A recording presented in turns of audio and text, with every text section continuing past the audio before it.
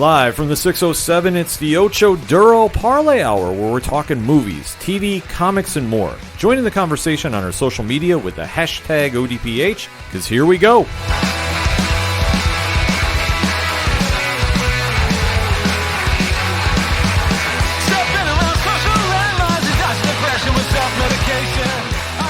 Welcome back for another edition of the ODPH podcast, better known as the Ocho Duro Parlay Hour. What is going on, everybody? Thank you so much for joining us this week. My name is Ken. Joining me in studio, as always, you know him. He is the co-host. His name is Padawan J. Hello, hello, hello. Folks, we have a packed show today with a lot of breaking news. So let's jump right into the land of movies, TV, comics, and more. You can find all our social media links and so much more at OchoDuroParlayHour.com. Join in the conversation. Always remember to use the hashtag ODPH. Let us kick off with the big bombshell that we have to give credit to where credit is due. Padawan J called us. He has mentioned that a certain trailer was going to be coming because a season 2 was creeping around the corner on Disney+. A lot of people were wondering where it was, seeing as it comes out at the end of October. You know, here we are sitting about a month and a half away from it. We haven't seen anything from it other than pictures and official releases, I think, through Entertainment Weekly, but yet no trailer. And I know we off air were kind of wondering when they would drop it, and we were kind of picking Monday Night Football games to do it. Maybe they would do it during the NBA playoffs. And no, they just, without any fanfare, without any, hoopla, they just kind of dropped it. They're like, oh, hey, here you go. Yes, and what show are we talking about? The Mandalorian Season 2. Yes, The Mandalorian, the Star Wars spinoff that has been the flagship show for Disney+. So far. Through, and normally that wouldn't be the case, but circumstances being what they are, it is right now. Absolutely, but this is a show that definitely captured the viewers. Star Wars fanatics is a rave-reviewed hit. Became a pop culture phenomenon, faster than I thought it would. Right, because of one new character that has completely shaken the mythos and the fan base to the core, and that is one Baby Yoda. Yep. So the story of the bounty hunter known as the Mandalorian and how he has gone on the saga to protect Baby Yoda and the trials and tribulations that come with it has absolutely been a stellar hit for Disney+. It's the reason you have a subscription right now. Oh, yeah, and we got to give credit where credit is due to the folks behind the scenes, Jon Favreau, Dave Filoni, Taika Waititi, and all the directors and producers and actors and actresses and everyone top to bottom behind the show. It's a fantastic show. We also have to give credit where credit is due because, Baby Yoda was a mystery. We had no inkling. There was no hint at what was coming. There was no leaks that there was going to be a childlike Yoda in the thing. Nobody knew about it until the day the episode aired, and people watched it and went, what the hell is that? And how did you keep that a secret? Yes, it is probably the best kept secret in all of Hollywood. I'd say recent memory. I'd say the best kept secret in Hollywood because something like that you would think would be very difficult to keep under wraps. The fact that you're making a childlike new character that looks like Yoda and from Yoda's same race, which in current Star Wars canon there's only ever been 2. There's that Yoda, we know of, yeah. That we know of. Up to season 1 of The Mandalorian. There was only ever 2. There was the one in Yaddle who was in Phantom Menace and then never appeared again. And then there was also Yoda. Outside, so keeping something like that under wraps, as beloved and as much as Yoda is, endeared. Yes. Something like that. Kudos to them for keeping that a secret. Absolutely. And since the year that it's almost been a year now since Disney Plus came to be. Just about, yeah. Just about. So now we're going into season 2 of The Mandalorian. It has been announced that it's coming out October 30th. Yep. And we did receive the first trailer, which, like I said, Pat has been very good about speculating about this. So we are going to be deep diving about this. So if you are trying to dodge spoilers, and there are some people that really just want to go in cold to this. Sure. I fully respect that. Understand that. We are giving you fair warning. We are breaking down the trailer in 3, 2, 1. Pad. What did you think? I thought it was an amazing trailer. It was enough to get me hooked and very excited, even more excited than I already was for season 2, but it completely blew my mind. Absolutely. This definitely lived up to the hype. It didn't give a lot away. No. But there was some nuances that you can definitely look at and go, sure. Okay, I'm now excited for it. Because we do know there's some bits and pieces. We do know that there have been certain actors that have been signed to come back. Yep. We do know, and this is not a spoiler if you've been following social media, that Boba Fett is going to appear in some incarnation during this. Yep. We did not see him during the trailer, which I liked. Yeah. Because I don't want to know when he's coming. Yeah. Because I think that's going to really hurt the story if that got leaked out early. But where this trailer kicks off, you see the Mandalorian ship flying in space to where we don't know. Not sure. No, and I think they kept it vague for that reason. And you know what? You don't want to give too much away on the opening shot either. No. So as it goes forward, you just see the ship going, and you do see there's a voice going of the armorer. Yep. Who is narrating this trailer. Yep. And when we get to the ground, shall we say, after the Lucasfilm's credits, yep, you see the Mandalorian and Baby Yoda coming out of the shadows. And such a cool, like that is like an iconic shot to me. You just see them very quietly going in, and they're going where we're not exactly sure where they've landed. They've been keeping it very tight-lipped. And then they flash forward to where you're seeing another planet going that they're flying over. We don't know where this is. Now, is it rumored to be Tatooine? It looks like it, but I mean, that's the thing is, we've had this speculation in the past with desert-like planets. I remember back to the first trailer for The Force Awakens, and there's that shot of the downed Star Destroyer, and Rey's speeders going over the landscape, and a lot of people were like, "Oh, it's Tatooine," and it turned out not to be. And then I know when one of the trailers, I can't remember if it was the first one or one of the ones after that, but for The Rise of Skywalker came out, and Rey's training, and she runs and she does that backflip over Kylo Ren's starship. But it's Tatooine, and it turned out not to be. So it looks like Tatooine, and we end up seeing some Banthas and some Tusken Raiders, which are of course on Tatooine. So maybe it's Tatooine. Not sure. Right.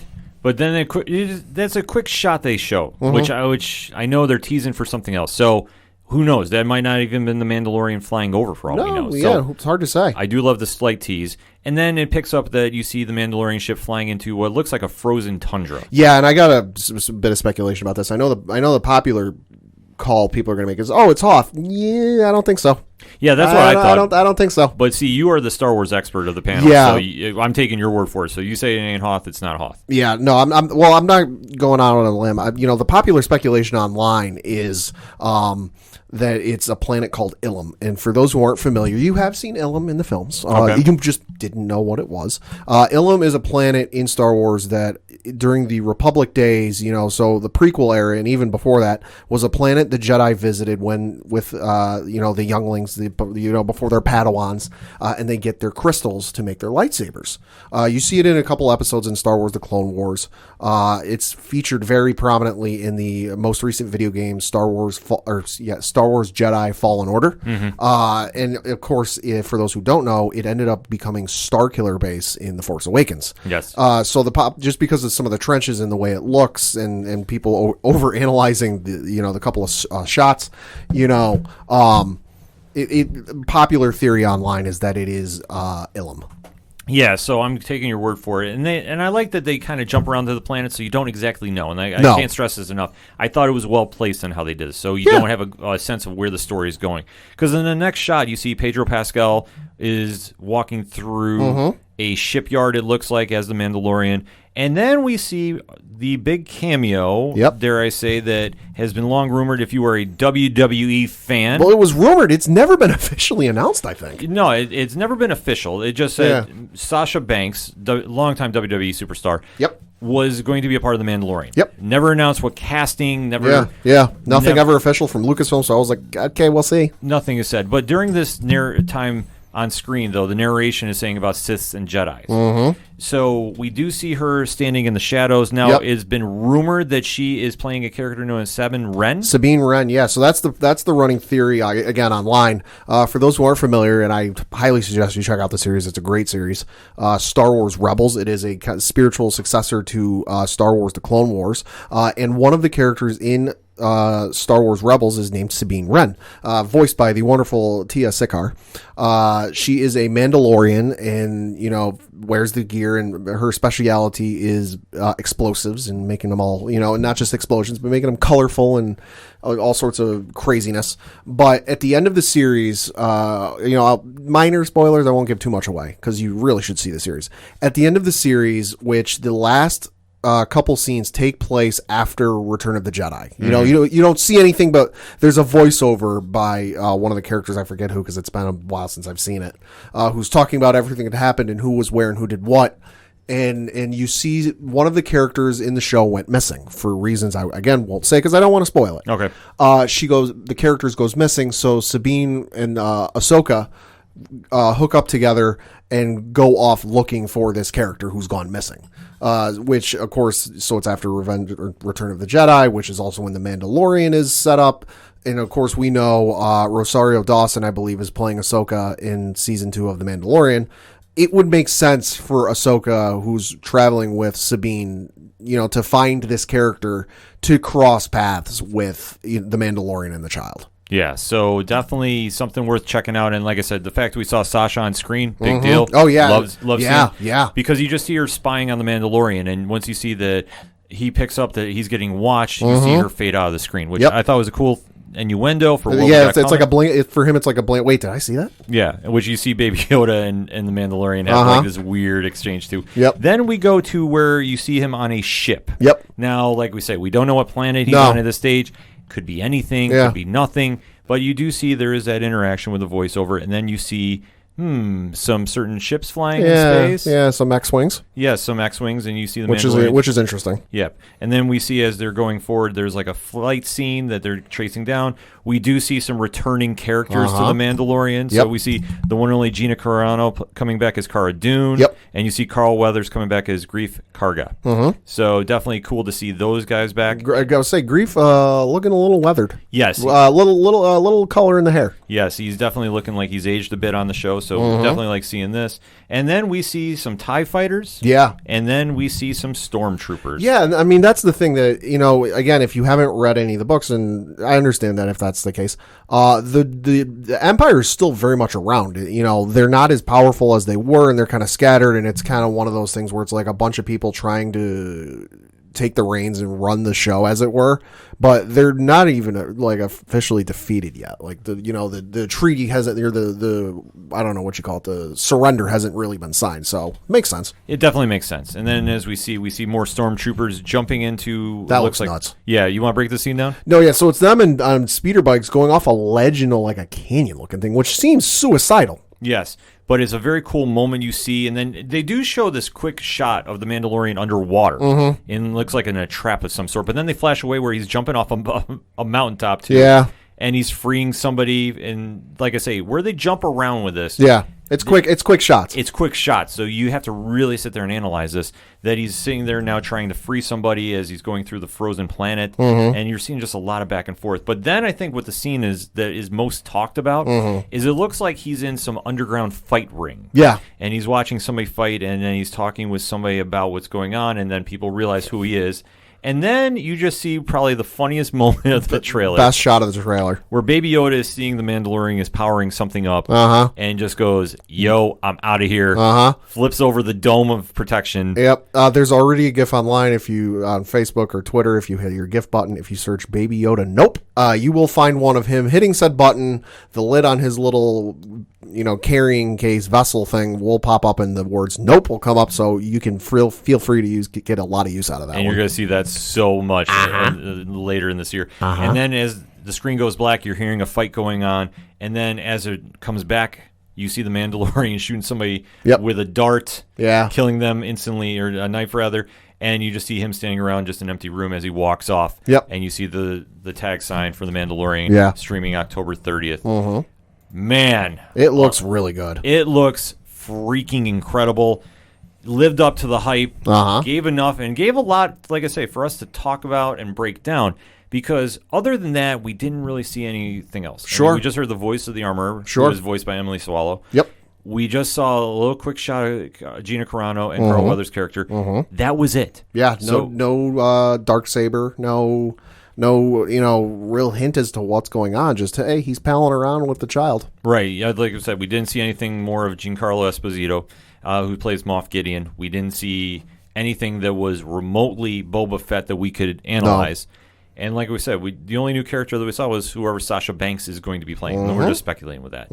But overall, This is the trailer everybody's been waiting for. I don't think it disappointed. No, absolutely not. I think, if anything, it gave us a lot of questions because of where it jumped around. And I think that's a big takeaway from this trailer. Yeah. Is you definitely see a lot of movement going on here. You see him going from planet to planet, which you see in the first season, too. Oh, yeah, of course. But it looks like the stakes are that much higher in the fact that the Empire is now involved. Mm-hmm. Well, and more so than they were in Season 1. Yes, because, like I say, you see stormtroopers throughout. You see them jumping off the cliff there, which looks like an absolutely freaking wild scene. Yeah, and that's I think one of going to be the awesome things with Season 2 is as good as Season 1 was, the Empire was there, but it was kind of just this like local contingent, nothing really huge. They were just kind of like a thorn in the side. They're just kind of the news. But now you're getting a Moff involved. Yeah. You're getting a couple steps up from your local garrison that like he's got a decent force at his beck and call that like he can just go there and they have to do it. Yeah, and it's going to be something to see as it plays out because we do know that Season 2 is completely filmed, correct? Yep. Season 2 was finished before the pandemic shut everything down, so they were able to work on special effects and any post-production stuff behind the scenes. So Season 2 is done, and they're working on Season 3, like the scripts and such. Yes, so we do know Season 2 is going to come out as scheduled, so there will be no hiccups. Nope. One episode per week, so it's not going to come out in binge form. You're right. Which I'm happy about. Yeah, so am I. I know this has been a hot topic, too. I know I'm going to get off Mandalorian just for a quick second. Sure. Because there has been a lot of complaints and a lot of review bombing, shall we say, of The Boys on Amazon because they switched rather. If I could talk, it'd be great. They switched to releasing it weekly instead of binge. Sure. And some reaction has gone to the point where they're attacking the show about it. Yeah. I don't get it. I'm sorry. The fact you're getting new content during the COVID era, you should be happy about because we don't have the ability to see a lot of new movies at the theaters right now, depending on where you live in the world. Right. Wonder Woman 84 has been pushed back. There's rumor Black Widow is now going to get pushed back. Which is going to push back the Disney Plus Marvel shows. Right. Although I'll mention that in one shots. Yeah, we'll get into that a little bit later. But the fact that people are actually attacking shows for doing this, listen. Yeah. You're getting content. Yeah. You're getting it on the weekly basis. Yeah. It's like when you watch a TV show on network TV. Yeah. You know what? As long as the show holds up, you shouldn't be complaining about it. Oh yeah, no, the show's coming out. It's going to be good. And plus, the thing for me was that once upon a time, in the heyday of the Marvel Netflix stuff, and even some of House of Cards and some of all their Netflix stuff, I was able to do a whole season. However long it ends up being in a day. Yeah. I had a method. Watch an episode as soon as I get up in the morning. If I'm going to work, watch one while I'm at work. Go to the gym. Go on the treadmill and on the stationary bike and watch download an episode and watch it while I'm there, and then go home, eat dinner, and binge this show as keep going. I had a whole method, and I was able to do that. But it got to the point, and just with life and extra commitments and just not being able to stay awake as late as I used to be able to, I just can't do a full season in a day anymore. And plus, the thing of it is as nice as it was to get the whole season done in a day, and then binge the whole thing and then talk about it, there was always that empty feeling once you were done of, well, shit, now I got to wait a whole other year, hopefully, to watch season 2 or season 3 or whatever the next season ends up being. I like the weekly release. It gives me time to rewatch it, discuss it with people. Somebody else might have caught something I didn't catch the first time through that I'll be able to catch on the second viewing through. And it just feels more natural. It does, but I think the point is, even if it came out all at once or it's spread out weekly, the fact that you're going to bash a show if they decide to go weekly, I just can't get around. And I've been hearing about this about The Boys. The Boys has been phenomenal this year. That's what I've heard. It's been great. Like I say, I try not giving too much away on here because I know you're going to be joining it. And also, people are trying to catch up to it, which I get because, hey, let's face it, there's a lot going on right now. I'll say I'm watching like 4 different shows at the same time. Exactly. So I'm trying to really space it out where I'm not spoiling too much with it, but it's been excellent. It's been phenomenal. If you like the Garth Ennis style of writing, it is still in that same vein, even though they've taken a lot of changes with the story. Sure. We'll get into that with one-shots. So for anybody that complain about it, I'm fearing that, you're going to complain because The Mandalorian's out weekly? Yeah. Stop. Yeah. You're getting a quality show that has lived up to the hype. And in The Mandalorian, you should know, because Disney Plus has been doing weekly. So I just They said from the outset, that first big press conference they had where they unveiled all of their programming content that was going to be coming in the immediate future, they said from the outset, we're going to be doing a weekly release schedule. Yeah, so if anybody has anything to complain about it, you know what? Don't watch. Wait till it's all done, then subscribe. Don't be complaining because we have a weekly show that we can watch that is fulfilling the fandom. Yeah. And has been delivering. And has been the product has already set the standard. Especially in an instance where for a lot of shows, I know CW, and I know there's a fair number of ones on the major networks, so CBS, NBC, ABC, Fox, that are going to have delays in their first season because they weren't able to film stuff. I know all the Arrow CW shows are not debuting until at least January or February of 2021.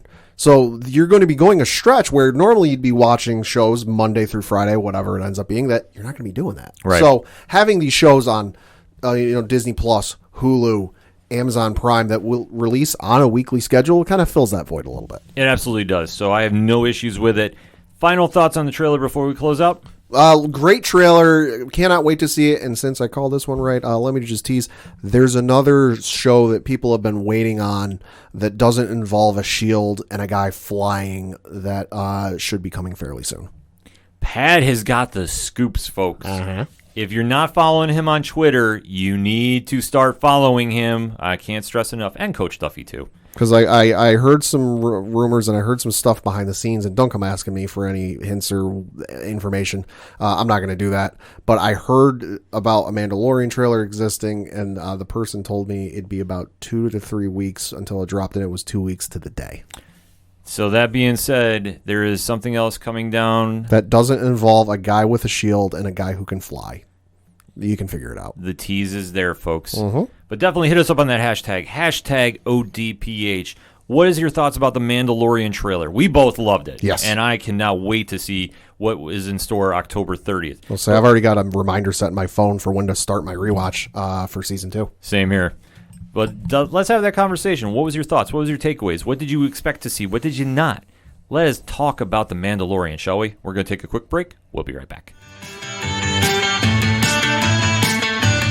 Hey all, I'm Frank. Join me and my friends as we talk about all things geek. Here at Geek Freaks Podcast, we go over the weekly news of everything in geekdom, from movies to TV, video games, and comic books. We also have a growing YouTube community. Join us as we go over everything in your geek life and share in the love of geekdom.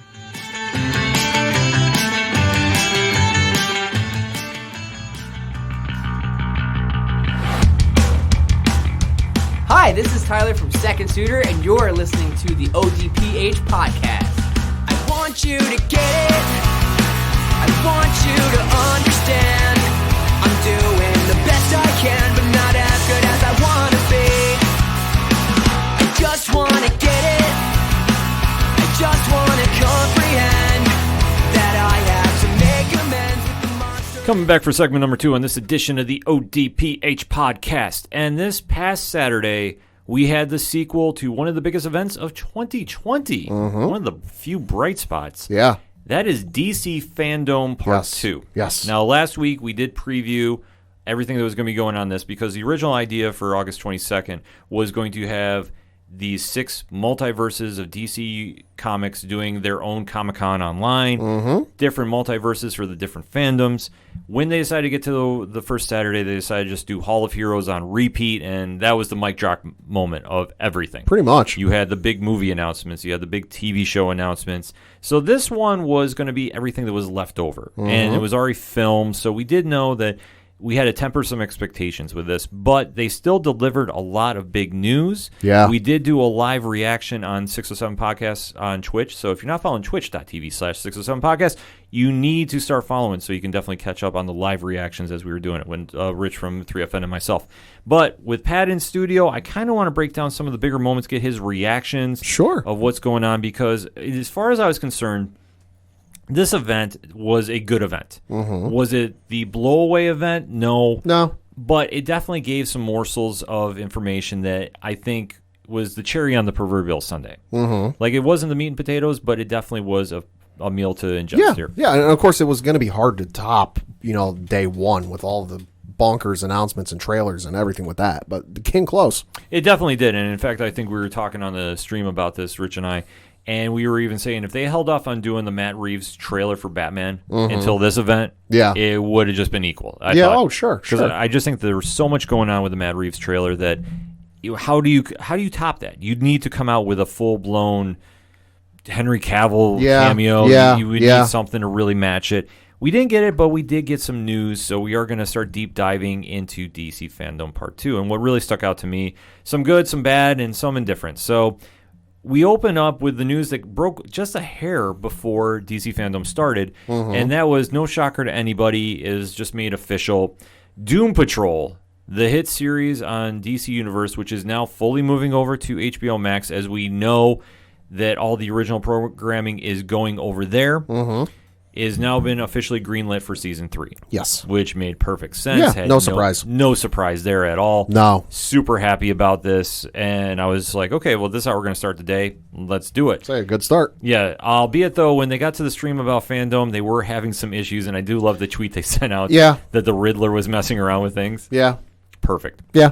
But once we got into Fandome, everything was just choose your own adventure, so to speak. You just went in like a normal con. You said, okay, which one do I want to go to? Okay, here's where I go. Yeah. And every verse had something for a different fan. So we did focus on the Watch verse, and that's what we're really going to break down. What they kicked off with was there is a new theme coming for Zack Snyder's Justice League, done by Junkie XL. Yep. And we get a little tease of it. I thought it was good.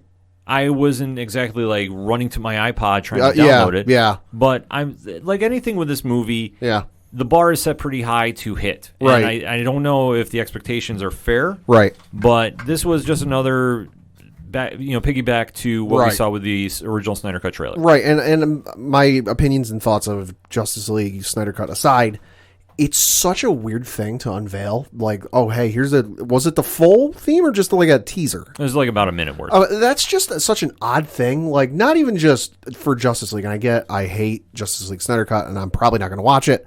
But just in general, like, if you're unveiling something for a movie, unless it's like a new Star Trek movie, is about the only instance I can think of where you would have a property coming out with a theme song that, like, I'd be amped up for, or maybe even Doctor Who to a certain extent, because the theme for Doctor Who changes up a little bit with every new Doctor incarnation.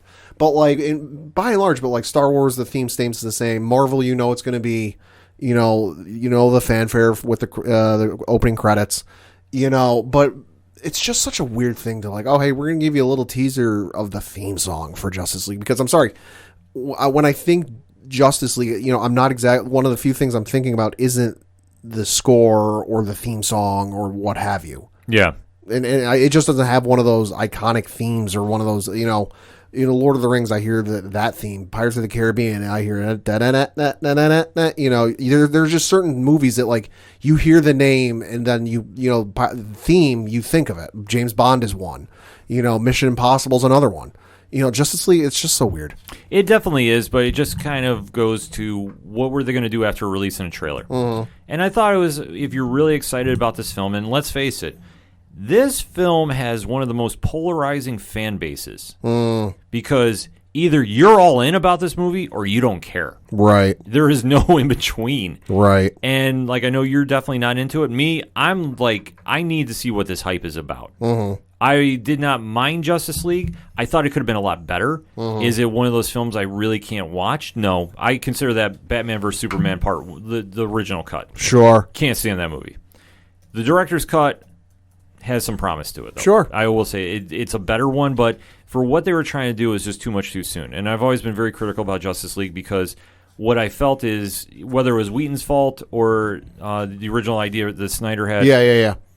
Either way, you didn't take the time to establish to a mainstream audience who Cyborg was, who Flash was, and who Aquaman was. Right. You had your big heavy hitters already established because they've already been in films. Even Wonder Woman to a certain degree. But you still had the fan base really not connecting with mainstream fans, and I think that did scare some people off. Albeit, though, the Justice League is probably the biggest superhero team in all of superheroes history. Yeah, well, they're up there. It has to be. I mean, It kind of depends on who you're asking, but yeah. Yeah, I mean, the Avengers, if you look lineup to lineup throughout the years, Justice League weighs out. Right. You had the biggest hitters in all the DC universe on the team at once. Right, yeah. How you top the big seven, you don't. And even when Grant Morrison decided to reboot it and then made it into like the team of 16, you have to go back and read that whole storyline. It's phenomenal. but it gets a little weird at the end because of what he was trying to pull off. And like I say, you didn't do enough to establish that this team is the premier team. They did in the comics, and like I said, you can go through the lineage. The bar was set too high, and they just didn't deliver. Now, like I said, you can blame it on Whedon, who took over. I mean, obviously into an unfortunate spot for Zack Snyder. I mean, it was tough shoes to fill at that time. Yeah. So for the version we got, didn't live up to the hype. Now this is all Snyder's vision. The fans are excited, and like I said, this was just a piggyback store or panel to have more Justice League help go into it. Yeah. So that being said, it was what it was, and we'll have to wait to see when it comes out on HBO Max. Still kind of hyped up about that. Next up, we had some news involving Young Justice. Okay. And we did get the full teaser, Chiron, shall we say, of Young Justice Phantoms. Interesting. So that's going to be the next season. It's no release date yet. Okay. It will be coming out on HBO Max. Right. So stay tuned for more information on that. But when Young Justice came back as the Outsiders, I thought it had been pretty good. I really enjoyed it, so excited to see where it's going to go. I don't believe it's going to tie in too much to the comic that is out right now, so I would say lower the expectations if you think it is. Yeah. So wait and see on that. But I'll be excited to see where they get put in the schedule of HBO Max. Yeah, and I can't wait for that one just because I watched the first 2 seasons, I think, when it was on Netflix. God, maybe going on a decade ago? Mm-hmm. It was a while ago that the first 2 seasons were on, because that's all there was. There was only 2 seasons. They were on Netflix, and then, never got around to watching it when the brief time I had DC Universe. So I'm definitely excited for this show to make its way over to HBO Max and check out what's come out since, because I love the hell out of the first 2 seasons of Young Justice, and honestly, it's another one of those shows that it's a crime and a tragedy that it was ended, way too soon. Yes. So I'm definitely amped up to see this. I definitely am too. Like I said, I recommend it enough. I was surprised though we didn't see an announcement about a new season of Harley Quinn. That show has developed this Family Guy type following. Where it's in limbo, and the fans want to see more. Yeah. And I know they've had some opportunities to be on Sci-Fi with it. Sure. I think they're going to greenlight it eventually, and especially with how prominent it was featured at both events. Let's keep that in mind. Yeah. So we'll kind of have to wait and see about that. I haven't seen it, but I've seen clips of it on YouTube. Especially there was one where I think it was Poison Ivy or was having a bachelorette party on an island someplace, and it was funny. It was that Family Guy kind of bit of humor, but with like a DC flair to it. Yeah. So it's funny. I can see why people enjoy it. Yeah, it definitely is. It will win you over. So it takes a watch, though. For me, I take a couple episodes and I was like, and I had to rewatch it. Sure. Just because it definitely does a lot of the non-Margot Robbie characters, so to speak. But it carves its own vein. Like I say, it's a lot more of what you see in the comics, and it's a lot more of what you see from different incarnations. Gotcha. I gotcha. Like I say, it's not bad by any means. It just takes a little while to kind of get into like the wackiness and zaniness. Sure. So, but it does work. So that's where I'm trying to word that way. Also, there was some news from Jim Lee that definitely caught my eye. Okay. And I'm kind of really happy to hear about it. That there will not be an event called 5G. And that's nothing to do with cell phones. Yes, it has nothing to do with it. I know that there was a lot of questions about what was going to happen to the continuing of the DC Comics universe, where we're going to go through another New 52 type moment. Right. I know it was teased at the end of Doomsday Clock, which if you haven't read, you definitely need to go check out. Yeah.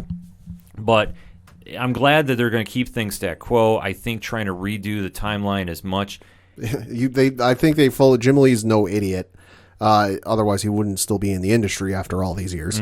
I think he realizes that while it's might be one thing to think about it and throw the idea around and even put it on paper, I think they realized at the end of the day how that went the last time. Yeah, which I think is smart. And I think that for what they tried doing with the New 52, I will say this. I at least give them credit. I like certain aspects of it. Certain books worked, but for me as a longtime reader, I was very turned off by a lot of it. Sure. Like the Superman stuff I couldn't get into, like him running around in jeans. Well, that was the first couple issues until he got his. I like the newer costume. The newer costume worked. I mean, don't get me wrong. I like the traditional look with the underwear on the outside. You know, it's great. I like it, but there was just something sleek and stylish about the new 52 costume. Yeah, like I say, it got to the point where it's like, okay, I know there was always a criticism about him wearing the underoos. So you took him off, and then you saw the fans want to see it back. Yeah, that's usually how things go. Yeah, it goes that way, and I get it. So I applaud him for at least trying to do what they were thinking about. So that being said, the timeline is going to stay put. Whatever the new version of what we're going to get out of DC, a lot of hype, a lot of different panels talking about it this week. I know they had the 3 Jokers panel. They also had the Joker War panel from Batman. I know it was very heavy about that. You had a lot of good things to take away from the comics point. So kind of have to wait and see. But that one really stood out because I know that when it was originally teased about the 5G and whatever the next generation of books were going to be, right, fans were very worried. I think that's understandably so. Yeah, I think that's a very fair statement. Yeah. So it's going to be a little shuffling of what we're going to see coming out, but I think as long as they keep the timeline and the core essence of the characters, because we want to see, is in the DC regular comic universe, we want to see heroes and we want to see villains. We don't need to see everything so modernized because a lot of these characters, let's face it, are now 80 years old. Yeah. But they're still getting fresh takes. Yeah. Like if you've read, I'll even just pick Batman, for example. If you've seen where Scott Snyder has taken the book, and then you saw where Tom King took the book, and now Tynan's taken the book, each one has a different voice to it. Yes. So as long as your creative voice is still bringing fresh ideas to the table, it still works. Now, it does in varying degrees, sure, because I know Tom King's run has kind of had some very high peaks and some low valleys at times, depending on what you interpret it. Me, I like it for what it is overall. And I know that we got an announcement for Batman Catwoman coming out, too. Right, so right. Overall, though, it just goes to show that if you bring a fresh voice to a character, it doesn't matter how old they are, right? As long as it works. I mean, that's what you had with Bendis, even though it was announced that he's going to be ending his run, I believe, on Superman in Action Comics. Which is a bummer because that run has been fantastic. Right, but he's done a lot with the book and interjected a new voice into Superman, which we all knew was coming. Yeah, and took it some very interesting ways, revealing his identity to the world. Well, boy. Yeah, which, like I say, for what he did with it, he definitely took it some places. Yeah. And it's very fun to see. And, I mean, I know the Leviathan event Yeah. was very polarizing, too, if I can use that word again. Yeah. And it was just something that you kind of have to wait and see. But that being said, Case, we got what we wanted, and that was a new, fresh take on a character that we've seen for years. So with what they're doing, as long as, I can't reiterate this enough, as long as they're doing the right thing with the characters, sure, you can't go wrong with it. It's just when you get stagnant and you just wash, rinse, repeat, that's when you tune out the characters. But you have to give them new challenges. You have to give them new parallels to balance out. And if you can find that, you do wonders. I'll say there's only so far you can take it where you just do the same stories and you use the same villains and it's kind of wash, rinse, repeat, cookie cutter. Like, you got to interject some flavor and some new takes on it. Yeah, absolutely. So we'll have to wait and see about comics. But like I say, for everything we saw comic-wise during this week, or during the event, it was great. Yeah. So, I got no issues about that. No. But now to flip it back to the TV aspect, we did have 2 panels that I think I was most looking forward to hearing about a little bit more. Okay. And both CW shows. Okay. The first one was the Superman and Lois show. Oh, yeah. Now, it has been long rumored about, okay, what are we going to get out of this show? Because ever since they've decided to introduce Superman into the DC CW universe, I can't really say Arrowverse anymore. Yeah. We have to come up with something else for that. We've been always wondering, okay, what's the take going to be? Yeah. Now, the only takeaways that we did get out of this panel is they're going to be based in Smallville to start. Okay. We don't exactly know why. Sure. Okay. And we do know, obviously, they're going to be raising a family, so I'm assuming Jonathan Kent is going to be involved. They're not going to be far behind. They're not going to be far behind. And you are also going to have a new Superman costume. Now, they teased this, so they didn't say what this costume is going to be. But, Pat, let me ask you this. What do you think this costume is going to be? Because we have seen him in the new 52 for the show. Yeah. I don't know. That's the interesting thing is maybe it'll be a blend of like the new and old, because he's been in the new since he's been introduced, and we've seen the old style before. It's kind of hard to figure out, because it's kind of a basic costume. There's nothing real, zany to it, nothing real special to it. Maybe it'll just be an interesting, it'll be an artist's take on a blend of the two. Best of both worlds. I'm kind of hoping so. Like, I don't think they really need to go super crazy with it. No. I mean, if they want to keep it to the classics, sure, but were you going to see anything like, for example, Superman Blue or Superman Red? Oh, we can only hope. Like, that's what I thought we were, like, possibly going to be seeing. I'm like, I don't think they'll go anywhere near that. I like when they announced new suit, because I'm going, how do you top the suit you had for the new 52? Because I had no issue with this at all. No. I thought that it was going to be as perfect as it can be for the modern times. And like I said, it had a really interesting vibe to it. So why go break it if it's not broke? So we'll have to kind of wait and see about it. I mean, could it be possibly the black suit? Maybe, but I just don't think that would That's work. never been his style, though. Yeah, so whatever this is going to be, we'll have to wait and see. And like I said, we know the show is going to be set in Smallville to start. Sure. No idea why. Yeah, we'll see. They've all that we've heard about is there's some event that causes them to be back in Smallville. Interesting. Take it for what it is. So that being said, that was one show that I was waiting to hear a little bit more about. And the other one was the new Batwoman show. Oh, yeah. Because obviously with Ruby Rose leaving, a lot of questions about what we're going to get. So the panel did give away some ideas of where we're going to have. Javissa Leslie, who's going to be taking over the role as Batwoman, she's going to be a new character known as Ryan Wilder, is going to have a new suit. Interesting. They have not said exactly what is going on. They have just said that she's going to absolutely have her own identity, and they are going to address about what's going on, why Kate Kane is gone, and they're going to be showing how this new Batwoman is going to be running in Gotham, or rising through the ranks in Gotham. So I'm excited to see this show. Yeah. I think that do you go with a new character? We've touched upon this before, but I think we can't stress this enough. This is very uncharted water. Even for most major television shows. Right. You have characters leaving, characters change. I know Grey's Anatomy is one that comes to mind. Law and Order, whatever incarnation you want to look at. But never has a show real outside of Walking Dead, lost its main, top echelon, top of the, cake character. Yeah. Like this. Walking Dead is the only one I can think of where, the show went on for a little bit longer, but it lost its main character. Yeah, this was just something that is going to be a bold take on for a show, especially in its second season. It's going to be interesting to see how they do it. Yeah, so I'm excited to see where they go with this. And I know that they've done a few more castings, so they're going to be following a little bit from where the comic was. So I'm going to definitely give it a chance. Not that I didn't watch before, because I did watch, but sometimes it just had that Agents of S.H.I.E.L.D. first season vibe to it. Yeah. Like, where's Batman? Where's Batman? Yeah. And then it's like once they established, Kate as Batwoman, not trying to, because for the first couple episodes it was like, oh, Batman's back, and then once she goes, listen, I'm not Batman, I'm Batwoman, I'm my own thing, yada yada. That's when the show got good. Yeah. So I am perfectly fine with this, and I am going to give this a little more attention when it comes out, because, like I said, it really kind of caught my eye that okay, we're going to do a new character. How is this character going to be? Because, like I said, for me.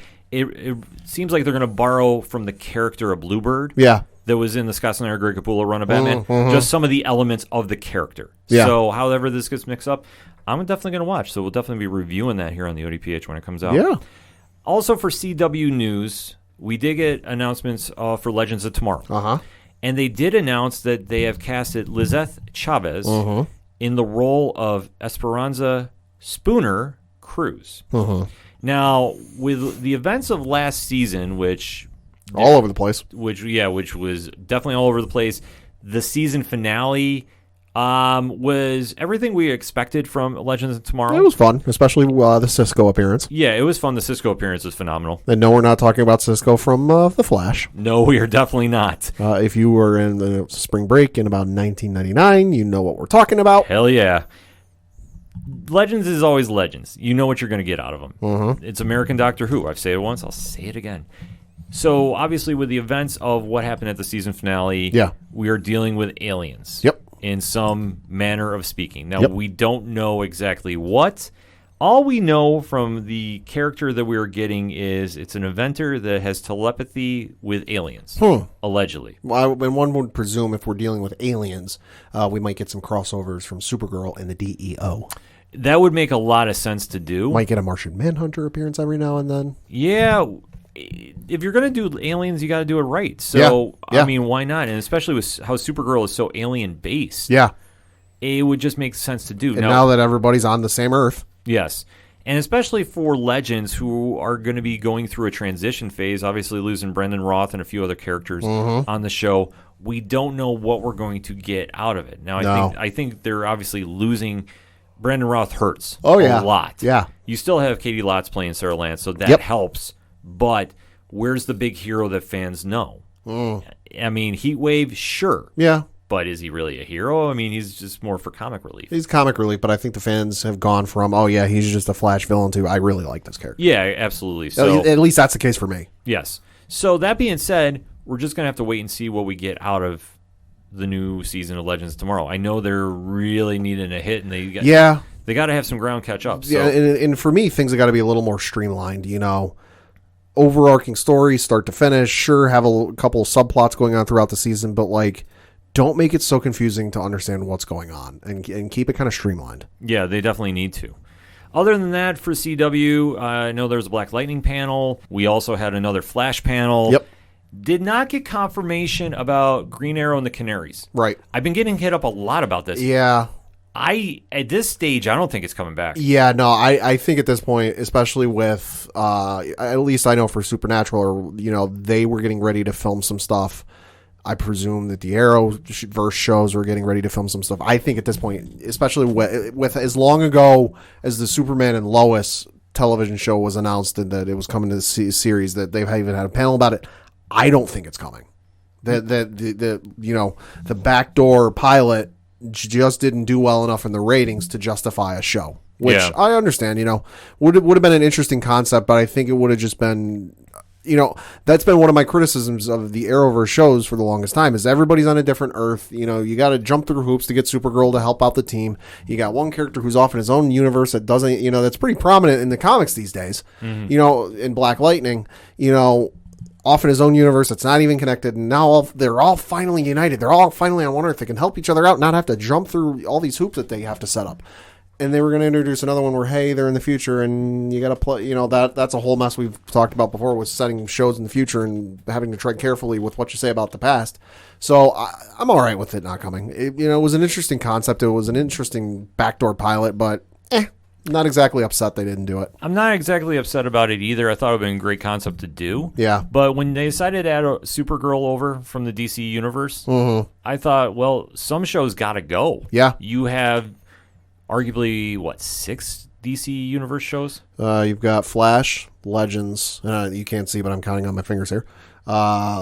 Flash, Legends, Batwoman, Black Lightning, Supergirl. So you got 5. And then 6 if you want to count Stargirl, but that's a whole separate universe. And then Superman and Lois. So that's 7. Yeah, so 6 in the Arrowverse universe, 7 with counting the one that's in a separate one. Right. So that being said, I mean, there was going to be a lot of CW program or DC programming on CW. Not that that's a bad thing. No, I mean, especially you got Swamp Thing that's going to be airing this fall on CW. Yeah, which I'm going to be very interested to see. We'll dive into that when that starts coming around again.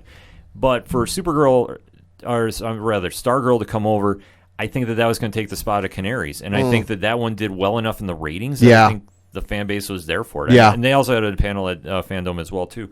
So that all being said, the fact we haven't heard anything by now, I think it's a moot point, and I think that the Arrowverse maybe will come back in a cameo capacity, right? Or I could see if Legends or Black Lightning doesn't come back, because I know it's been long rumored that they were struggling in the ratings this past season. Yeah.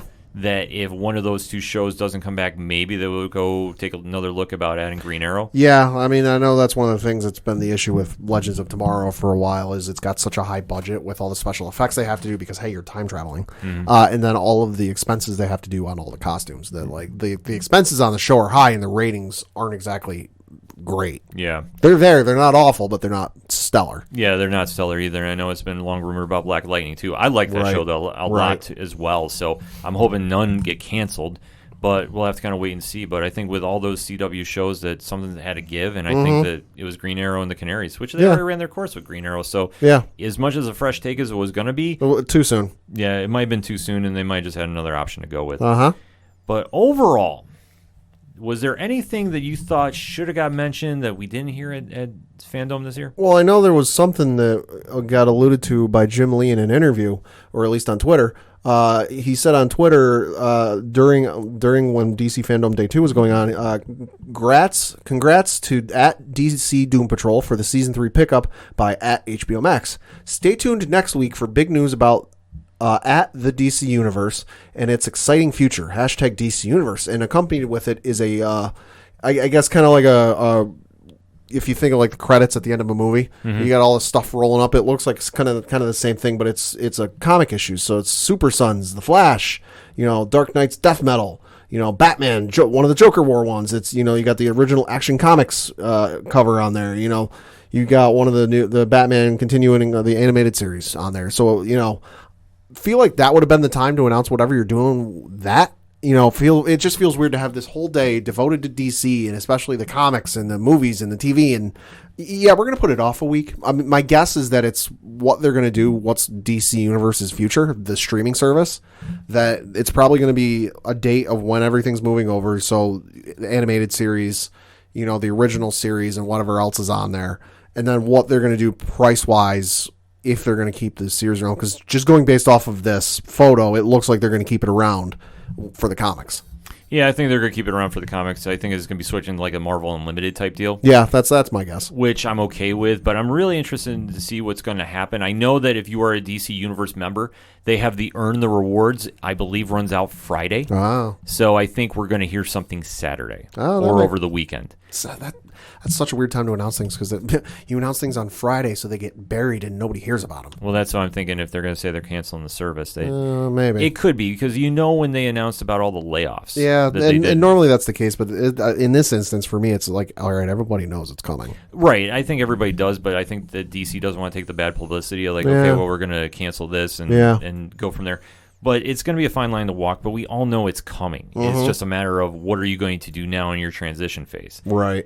That's what I'm waiting to hear on. As a subscriber, I definitely want to know what's going on with my service. But I know that was something that was posted. I believe it's Friday that if you're in their rewards program that they said it's the cutoff date. So stay tuned for that. There could be something dropping over the weekend, or maybe they're going to wait over the weekend and drop it on Monday. Yeah. Either way, we'll be covering it here on the ODPH. Yes. But for what Fandome was, and like I say, there was very few things that they didn't cover. The only thing that was glaring to me, and I know I said this on the stream as well, we didn't get Injustice 3 news. Right. The video game stuff was not really prominent during this weekend. Right. So I was very bummed I didn't hear about Injustice 3. Last thing I heard, it was supposed to be coming out May 2021. But I haven't been able to track down any news on that since. That might not be happening now, just given the fact we're sitting here in September. Yeah. So you would have had a trailer by now. You would have at least maybe had early talk about pre-orders. Right. I mean, I know they were focusing on the comics, and like I said, they have a lot of stuff going on there as well, but I thought that was just a big takeaway. Like, we didn't have the confirmation of what was going on there. Right. We already touched upon it. We didn't hear anything about Green Arrow and the Canaries. We didn't get a Harley Quinn renewal. No. Which I think is coming. But, probably. They just got to get everything sorted out with DC Universe first. Right. But I thought for what they delivered on, and then we have to say is the takeaway of Fandome, they set the blueprint for running a virtual con. Yeah. I honestly think that they nailed it out of the park. The only thing that you could argue about per se is the fan interaction. Sure. It wasn't there. Sure. But was that the intent of this? No. That's another case scenario. Yeah. Because for what they did with Fandome is they took a lot of thunder away from Marvel right now. Oh, yeah. But I think it shouldn't be the takeaway of, we one-upped Marvel. I think is that they came out and said, look, this is all we have coming out in the next calendar year plus. Are you excited? Yeah. Yeah. I don't see how you couldn't be. If you are a fan of DC Comics, you had to literally look at this and say, this is a win overall. Sure, it's a win for DC, and they were the first to the punch, but I think at the same token, Marvel could have done something like this. But outside of comics, what the hell would they have announced? They already announced all of their next phase of movies last year at San Diego Comic-Con, and that includes all of the stuff coming to Disney Plus. So we already know what's coming for the movies. We already know what's coming for the TV streaming side. The only thing outside of that is whatever they're going to do for comics, because they don't have many proper television shows right now. I don't think they have anything on TV right now as we record. No, they have a couple things that they are going to be focused on at New York Comic Con. Sure. But it's all Hulu based. Yeah. They're not on network TV. No. And honestly, and the thing with Disney, they got the Disney Plus shows coming, but we'll get to this in one shots. That's having its own issues because of everything going on. Right, and especially the curse of having the shared universe is everything is set to follow everything else. Yep. You can't leapfrog, and Yep. that's the one thing the Marvel. Yep. I don't think was planning on, but then again, who was planning on a pandemic? Well, and that's the thing, is when they were setting up the Marvel Universe and everything's connected, 11, 12 years ago, who could have seen that coming? Right. So that being said, Marvel is biding their time. We do know that they have the Eternals trailer lurking somewhere. I can see Marvel doing something at some point. Just not right now. It's not going to be right now. I mean, right now is DC's time. And it's not to say, well, the MCU is done. No. This is a time to celebrate being a fan. Like, I always hate when people have to say, okay, I'm a DC fan or a Marvel fan. I'm a comics fan. I want to see everybody win. DC won the past 2 months. And they definitely came out. They re-energized their fan base. There's a lot of projects that you have to be excited about. I mean, they have crossed a lot of different genres, too. I mean, especially even the dark metal one. I have to give a plug. One of my favorite bands, Rise Against, has a brand new song out, Broken Dreams, Inc., that is going to be on the soundtrack for it. And I believe it dropped digitally today. Right. So all that being said, DC gave something for everybody this weekend. They showed how to do a virtual con. They gave you so much content that we're still talking about day one, which happened on August 22nd. As we're recording, it's September 16th. Yeah. We're still buzzing about it. Oh, yeah. Overall, it was a win-win. A few hiccups here and there. Sure. But you're going to have that. You can't please everybody. But I thought what DC Fandome did, they set the bar, they delivered. Now what's next? That's the question we pose. So hit us up on that hashtag ODPH. DC Fandome Part 2. What did you like? What did you not? Did you see the stream? Live reaction on twitch.tv/607podcast. Hit us up. Let us know. We're going to take a quick break. We'll be right back. If you're into all things comics, you have to check out Take a Knee for Marvel vs. DC, your go-to podcast for comic and superhero discussion, debates, polls, and more. Tune in as Regular Scott and Ozzy Killmonger chat about your favorite comic topics, and you never know who may show up for an open mic or what will be next on their favorite One Gotta Go. Take a Knee for Marvel vs. DC, every Sunday, powered by the Defy Light Podcast Network.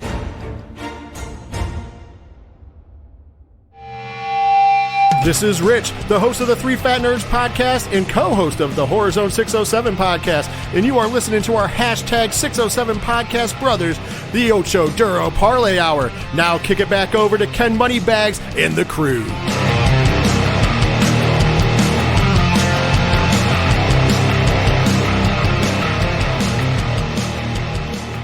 Coming back for another segment on this edition of the ODPH podcast, and there is some video game news breaking. Pad, you are the gamer of the group. Yes. Break it down. So, of course, I believe it was last week or the week prior, whenever it was, we got the Xbox Series X information and when it's coming out, and then the price. And then within the next couple of days, I believe it was like 2-3 days, something like that, Sony put out a thing saying, hey, we're going to have a PlayStation 5 event on September 16th. At 4 p.m. Eastern, 1 p.m. Pacific, and lo and behold, it came and went, and a lot of people are figuring, well, Xbox, this has been the thing for the longest time. Neither company wants to reveal their price first. Neither one wants to reveal their date first. It's kind of who blinks first.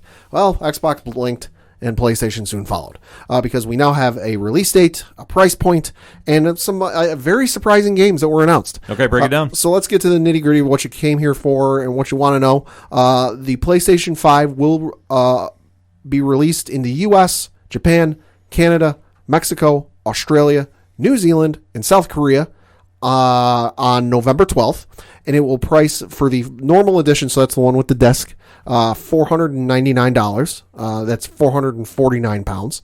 While the digital edition, so that's the one without the disc, will be available for $399 or 359 pounds. Okay. If you're over in the United Kingdom. Now, for those of you who are curious and those of you who are still, get hard-ons for the console wars, The Xbox Series X, as I mentioned within the last couple episodes, the normal edition will be $499, which is the exact same as the PlayStation 5. And then the digital edition will be a little bit cheaper. It's $299. So what did they unveil during this event? There was some very interesting stuff. They led off with a very surprising trailer that I recognized instantly. You saw some chocobos, of course, the birds from Final Fantasy series, the yellow ones that everyone, even if you don't know what their name odds are, you've probably seen them. Recognize that very immediately. And then some characters and some summons that you've seen in Final Fantasy past. That I'm like, okay, this is a Final Fantasy game, but what the hell is it? Because it's medieval setting. They're talking about kings and princes and, castles and shields and whatnot. Doesn't look like so. It wasn't the part 2 of the Final Fantasy 7 remake. So everyone's wondering, what the hell is this? It's Final Fantasy 16. Whoa. Yeah, so that was very surprising. That came out of left field. It will be a PlayStation console exclusive, but it'll also be available on PC. So they unveiled that. We finally got some gameplay trailer for Miles Morales. This looked dope as hell. Oh my god, it looks so good. So it's coming out for both the PlayStation 4 and PlayStation 5. It's coming out this holiday 2020. No reveal date. And it was revealed that the Tinkerer is going to be the villain for this upcoming game. They said, go ahead. Now let me ask you this: do you think it's odd? And maybe this is just me overthinking this. Marvel's Avengers game, MODOK was the big villain. Sure. The Tinkerer is the major villain for Miles Morales. Do you think that's kind of like the lesser tier villains should make the main video game villains? I'm just curious about this. See, for MODOK, given the story, it made sense. Okay. It's a weird choice on the surface, but once you go through the story, it makes sense. Okay. And they're, without spoiling anything, they set up for a sequel. They even if it's just some stuff in the added on bonus content that's coming down the road, they're set up for a sequel. Spider-Man's the same way. If I'm not mistaken, they're setting up for Sinister Six in that game. Okay. There's a couple of I know Shockers in the original game. I think they're setting up for some sort of Sinister Six type of deal, because especially with, spoiler alert, Venom possibly showing up in the next one, because that was revealed that it's kind of hinted at throughout the game, but then at the end you kind of get the full-fledged Venom. Okay. So I think they're setting up for that. So, but especially since it's Miles's first foray, they said during the stream that it is 1 year after the events of the original Spider-Man game. So he's only been at it for a year. It kind of makes sense to have him go against something like the Tinkerer and not somebody hard and heavy. Well, no, I just don't think that you need to go up against Green Goblin or anything. But I was just when I'm hearing the Tinkerer, I'm like, really? Yeah. Well, Tinkerer, I think though, based off of the gameplay, and I don't want to spoil anything, I think they could possibly set up for another villain to show up at the end of the game, the next Spider-Man game, just because of one of the things they talked about and that they mentioned, just an energy source and whatnot. I'm like, yeah, okay, you could be setting up for Electro, maybe. Who's to say? Yeah, it just for me, I don't know. It just, that was my only takeaway. It was just really? But I'm not meaning he should have been fighting Doc Ock or anything. Right. Well, Doc Ock was first game, but yeah. Yeah, but that's why I'm. Yeah. That's why. Yeah. Me, I'm an Xbox guy. Yeah. No, so that was interesting. The next one they unveiled completely came out of left field. I know I've talked about it, I think, on the show a couple times. This one has been rumored for a long time. There was even some leaked footage of it a couple years ago, but it finally got announced that the Harry Potter RPG game was finally announced and got a world premiere trailer. Yeah, your reaction to this just was like, whoa. Well, because that's the thing is I remember this getting leaked 2-3 years ago, and it was the definition of leaked footage that somebody was looking at it on a computer screen, took their phone up to it, and they recorded it on their phone. It's going to be hard to find it now with all the gameplay trailer video getting uploaded, but I'm sure you can find it online. But I was all for this, because if there's a universe that needs an RPG game, it's Harry Potter. Right. It is set up for it. You've got the school, so you can go through the classes and learn spells and go to lessons and do this and do that and kind of forge your own path and do your own thing. And that's what this game looks like it's going to be. The game is titled Hogwarts Legacy, and it is going to be set in the late 1800s, and you're going to be going through classes and learning spells and sorting your own houses and making your own legacy while possibly influencing the future. So if you're a Harry Potter fan like myself, this looks absolutely nuts, and I'm all sorts of excited for it. It will be coming out for the PlayStation 5 in 2021. So that one, I couldn't believe that. Yeah, no, that sounds absolutely crazy. I mean, just the fact that, I mean, Harry Potter, you hit the nail right on the head. Yeah. It's set up to be an RPG. Yeah. So they really do it right. And like I said, the footage you showed looks incredible. Yeah, it looks nuts. And they've been working on it long enough that it should be good. Yeah, so hopefully it delivers on it. Yep. So we just kind of have to wait and see. Yeah. Next, they showed off some gameplay trailer for the upcoming Call of Duty game, which is Call of Duty Black Ops Cold War. It looks like maybe in the midst of the first one, based off of they showed off a mission in the game. And just, I think at one point they said Mason, which if you've ever played the Call of Duty Black Ops game, you know who that is. Mm-hmm. So it looks like it's going to be set at least maybe during that or maybe a little bit after that. Because again, given the ending of Black Ops with Mason, oh boy. But it looks very interesting. God damn it. I love Black Ops 1. I love the story. It's a great story. It's a great game. They're trying to pull me back in. I have not played Call of Duty since Black Ops 2, so it's been a while. Okay. But they did give some interesting They did give some interesting information. But they said that PS4 players will be able to get exclusive access to the Call of Duty Cold War multiplayer alpha this weekend.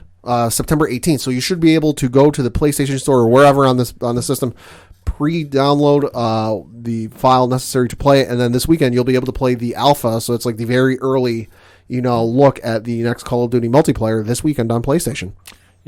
I cannot wait about this. It's nuts. Yeah, I was blown away they went with there, and from what you've been talking and showing, it's just whoa, because for me it doesn't register that much. They're still going on, and they're still finding new ways to do this. Oh yeah.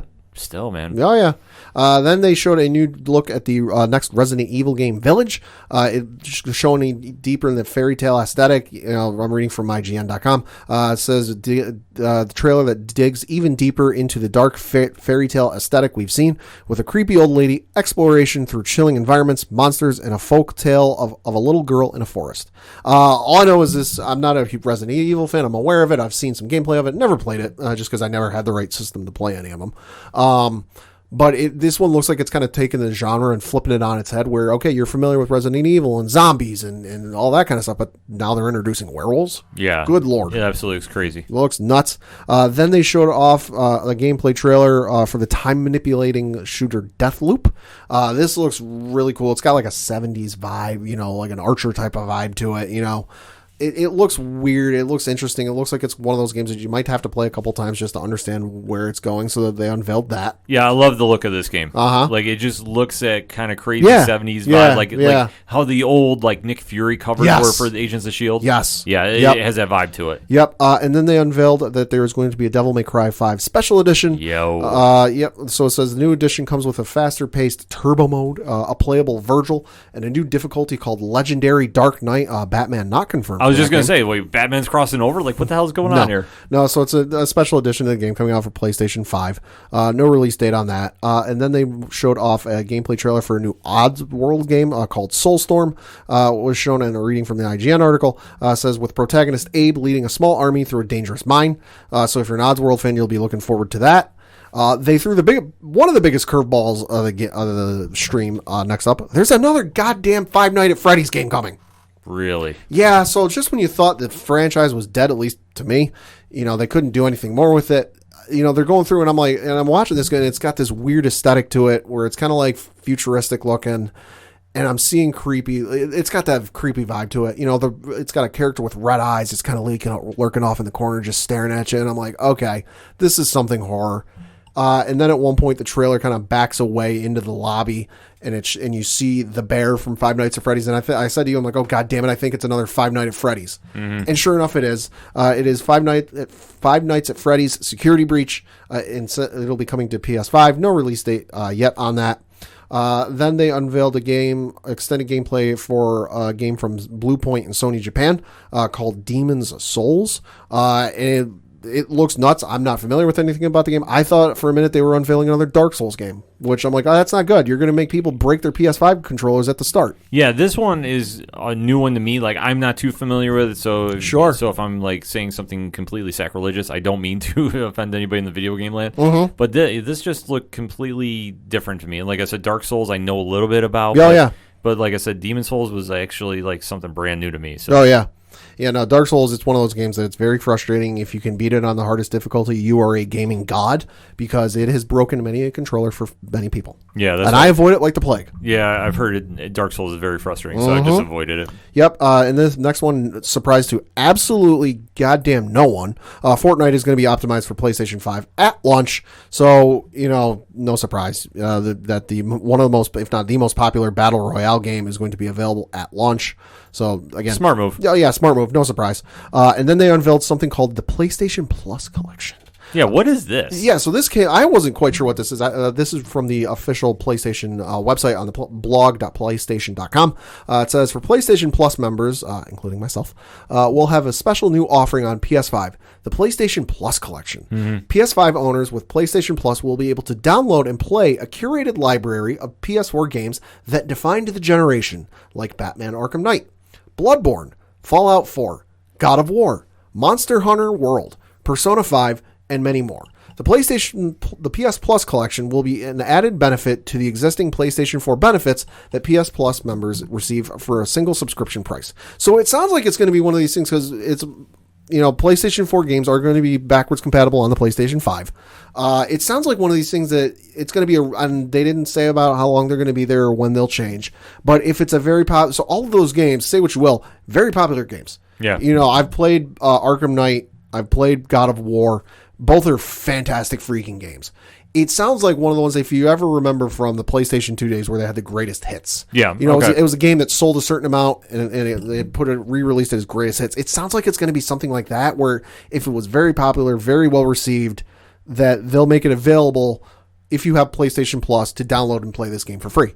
Okay. Which is something they've already been doing. They've been doing for a long time, since PlayStation 3 days, 2 free games every month, where as long as you have PlayStation Plus, you can download these games and you can play these games. Like, if I really wanted to, one of the games they offered on PlayStation 3 was a digital version of Sonic 2. So, that was just one of the games they offered 1 month. So if I really wanted to, because I've been on PlayStation, because if you let your subscription lapse, you lose all those games. Okay. If I really wanted to, I could plug my PlayStation 3 back in, update it, because it probably needs some updating. Mm-hmm. Re-download, Sonic 2 and play Sonic 2 for free on my PlayStation 3. That's something they've already been doing, but it just sounds like they're expanding that even more. And I really like that, because there are some really great games, and let's face it, with the way things are, just as fast as these games come out and as much as these games come out, you miss things. Yeah, you definitely miss stuff. It's hard to miss stuff. I mean, Christ, I didn't play Star Wars Jedi Fallen Order for like almost a year until after it came out, because I just got caught up with so many other things. So it's just a great addition. It happens. I mean, trust me, I'm actually still behind on a couple of video games I bought. Sure. Which I don't want to name right now, because I know people are going to be completely lighting me up about. Oh, yeah, I know one of them. Yeah, no, they will. Yeah, I know. Yeah. Soon. Soon. Yep. So then, of course, they revealed the price point, and I should note, so I mentioned the countries it was listed on the website, the IGN article, but if I'm digging, because I saw, here we go. This from the PlayStation website. It says, quote, as we have just announced in our PS5 showcase, we're only a couple of months away from launching the next generation of play. Starting on November 12th, PS5 will be available in 7 key markets: the US, Japan, Canada, Mexico, Australia, New Zealand, and South Korea. Mm-hmm. The global rollout will continue on November 19th with launches throughout the rest of the world, including Europe, the Middle East, South America, Asia, and South Africa. And then it lists the price, which is the digital edition will be available for a recommended retail price of $399 US, $39,980 yen, $399.99 euros. And then PlayStation 5 with an Ultra HD Blu-ray disc drive will be available for a recommended retail price of $499.99 US, $49,980 yen, and then $499.99 euros. It says pre-orders will be available starting as early as tomorrow at select retailers. So please check with your local retailer. So that's one of the big things that people are going, oh shit. Xbox put out their price and their release date, and they're like, oh yeah, pre-orders start on September 22nd. Sony just went, yeah, we'll do it tomorrow. Which I like the release dates, and I know the stores are like the release dates, because the Xbox, I believe, is coming out November 10th. And PlayStation's coming out 2 days after, so GameStops and Walmarts and Best Buys and whatnot are going, oh, thank God we don't have to put out both on the same day. It's still going to be a headache for them because they're going to have all these consoles that everyone wants and sitting in their back rooms, but at least it's not on the same day. I've been to video game stores when two popular games release on the same night. Yeah, it's nuts. It's nuts. I was there at GameStop for, I want to say it was Kingdom Hearts 3 came out the same night as NBA 2K something, and that was a packed house. Yeah, it's always tough when everything's like multi-release on the same day. So it's good to space it out and go from there, man. Yeah, and as I said, pre-orders are going to be available starting tomorrow, according to Sony. Should note that Jeff Keighley, producer and creator of the Game Awards and well-known gaming journalist, said on Twitter just about an hour ago as we record, quote, "Note, I am hearing some retailers may make inventory available today as well. Stay tuned." And that is looking like the case because if you go to eBay.com right now and you search PS5, there are already listings on the site. I'm refreshing it. Yep, still the same. The highest listed listing on here is Sony PlayStation 5 confirmed pre-order PS5 digital edition. This person is offering it for $1,500 US. Get out, man. There's Stop. There's another one. Sony PlayStation 5 with disc drive confirmed pre-order holiday 2020. $1,250. I appreciate the shoot your shot mentality, but stop. Yep. Like, no, stop. Yep. No. I'm not drinking the Kool-Aid here. Yep. So if you are willing enough and you are, gung-ho enough, you might be able to pre-order it tonight. We'll see. Yeah, I mean, if you want to take a shot getting it, I don't blame you for trying to get it early. I'm going to get it. It's just a matter of when. If you have the means to do it, by all means. Yeah. But yeah. I'm sorry. I struggle with paying anything over $500 for a video game system because how they are now, they also serve as your Blu-ray player. They also serve as your digital streaming player. So, and that's the thing. I get that the digital is cheaper and it's more convenient and this and that. Don't get me wrong. I enjoy digital, but gaming file sizes are quickly becoming a thing where especially in today's current gen, Xbox One and PlayStation 5, if you play enough games like myself, you almost need an external hard drive to plug into these things. Yeah, these consoles are coming in with like near or at 1 terabyte hard drive, but that's with what the file sizes are now. 5-6 years down the road, they're going to be maxing out with almost 2 games. Hello, Call of Duty, whatever one's out now. I'm looking at you. 30 gig update every time you put out an update. Right. I don't have it, but Christ, if it's not on Twitter every time it happens, that's going to be the thing is, Final Fantasy VII Remake digital because I got it when the pandemic was going on and you couldn't find it anywhere and all the stores were closed. I just figured, you know what? I'll just do it digitally. It was like 80-something gigs. Yeah. Which is a lot. And that's just right now. 5 years from now, who knows what they're going to be at, but it's going to be a thing. So, and plus, I got a lot of movies on physical copy. My PlayStation is my Blu-ray player, my DVD player. Same with my Xbox. So I'm probably going to end up getting the digital or the physical one. So it's just a matter of when. Yeah, it's a matter of when. So for me, I got to wait this out a little bit and save up some funds.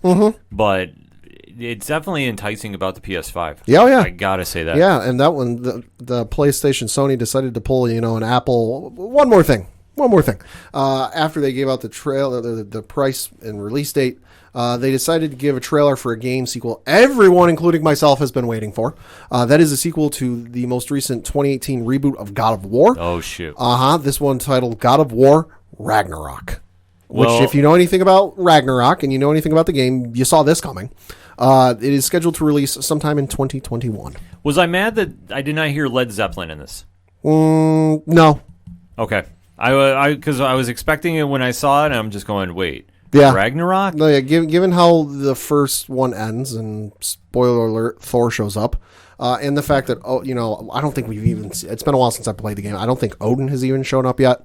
But there's still the thing with God of War. Even with the first 3 games, he killed every god in Greek mythology. Yeah, from Hermes, the messenger, up to Zeus. Every god from top to bottom was gone by the time it was all said and done. Right. He's got some work to do with Norse mythology. This will not be the last game.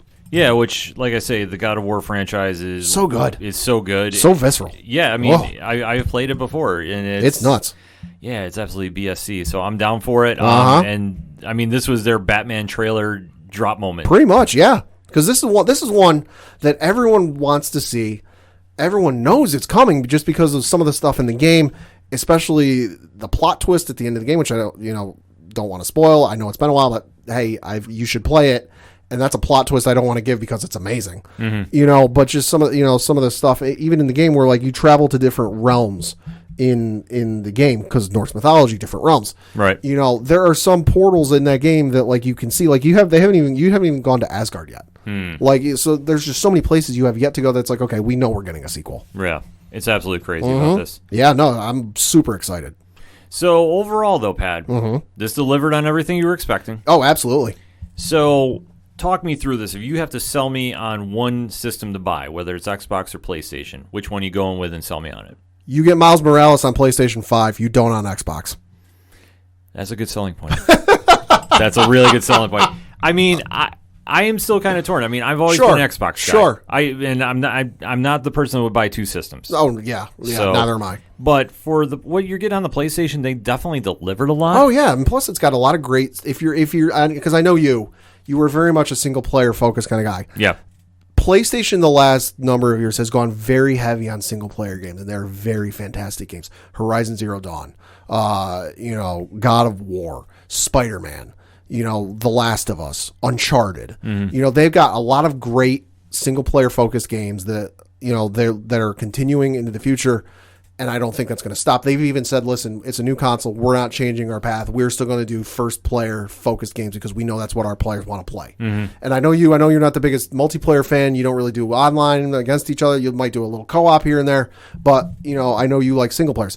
Sony likes to go the single player focused. Xbox does too. Yeah. Let's not get it twisted. No. I know they do Gears of War and they got Halo and they got a whole bunch of others that are single player focused. But just from my experience, and just the level of storytelling and detail and just insaneness with Sony delivers every time. Yeah, it's definitely something that it makes me look at to say, okay, maybe I'll go this route.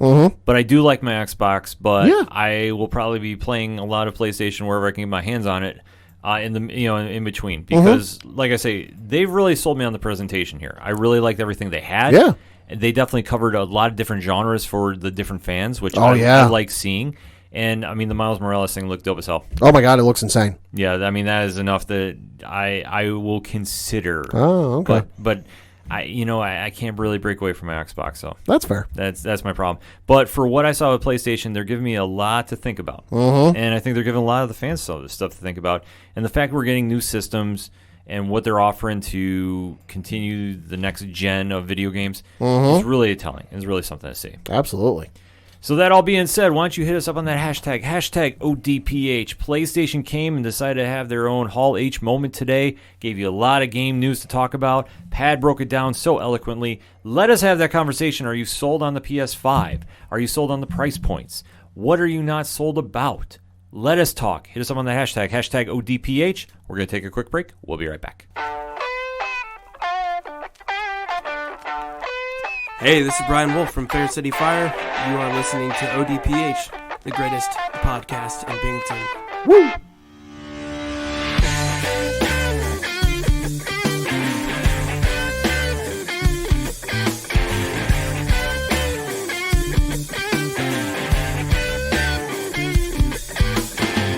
Hot lips touching, cool thighs feeling, shawty running up, her spine spinning, long day to a long night, but I'm not stopping till I get it right. Coming back for the final segment on this edition of the ODPH podcast. You know what time it is. It's one shots. Pat, lead us off. Got a few things to talk about. First of all, a little bit of an update. RTX at Home is going on as we speak on the Rooster Teeth website.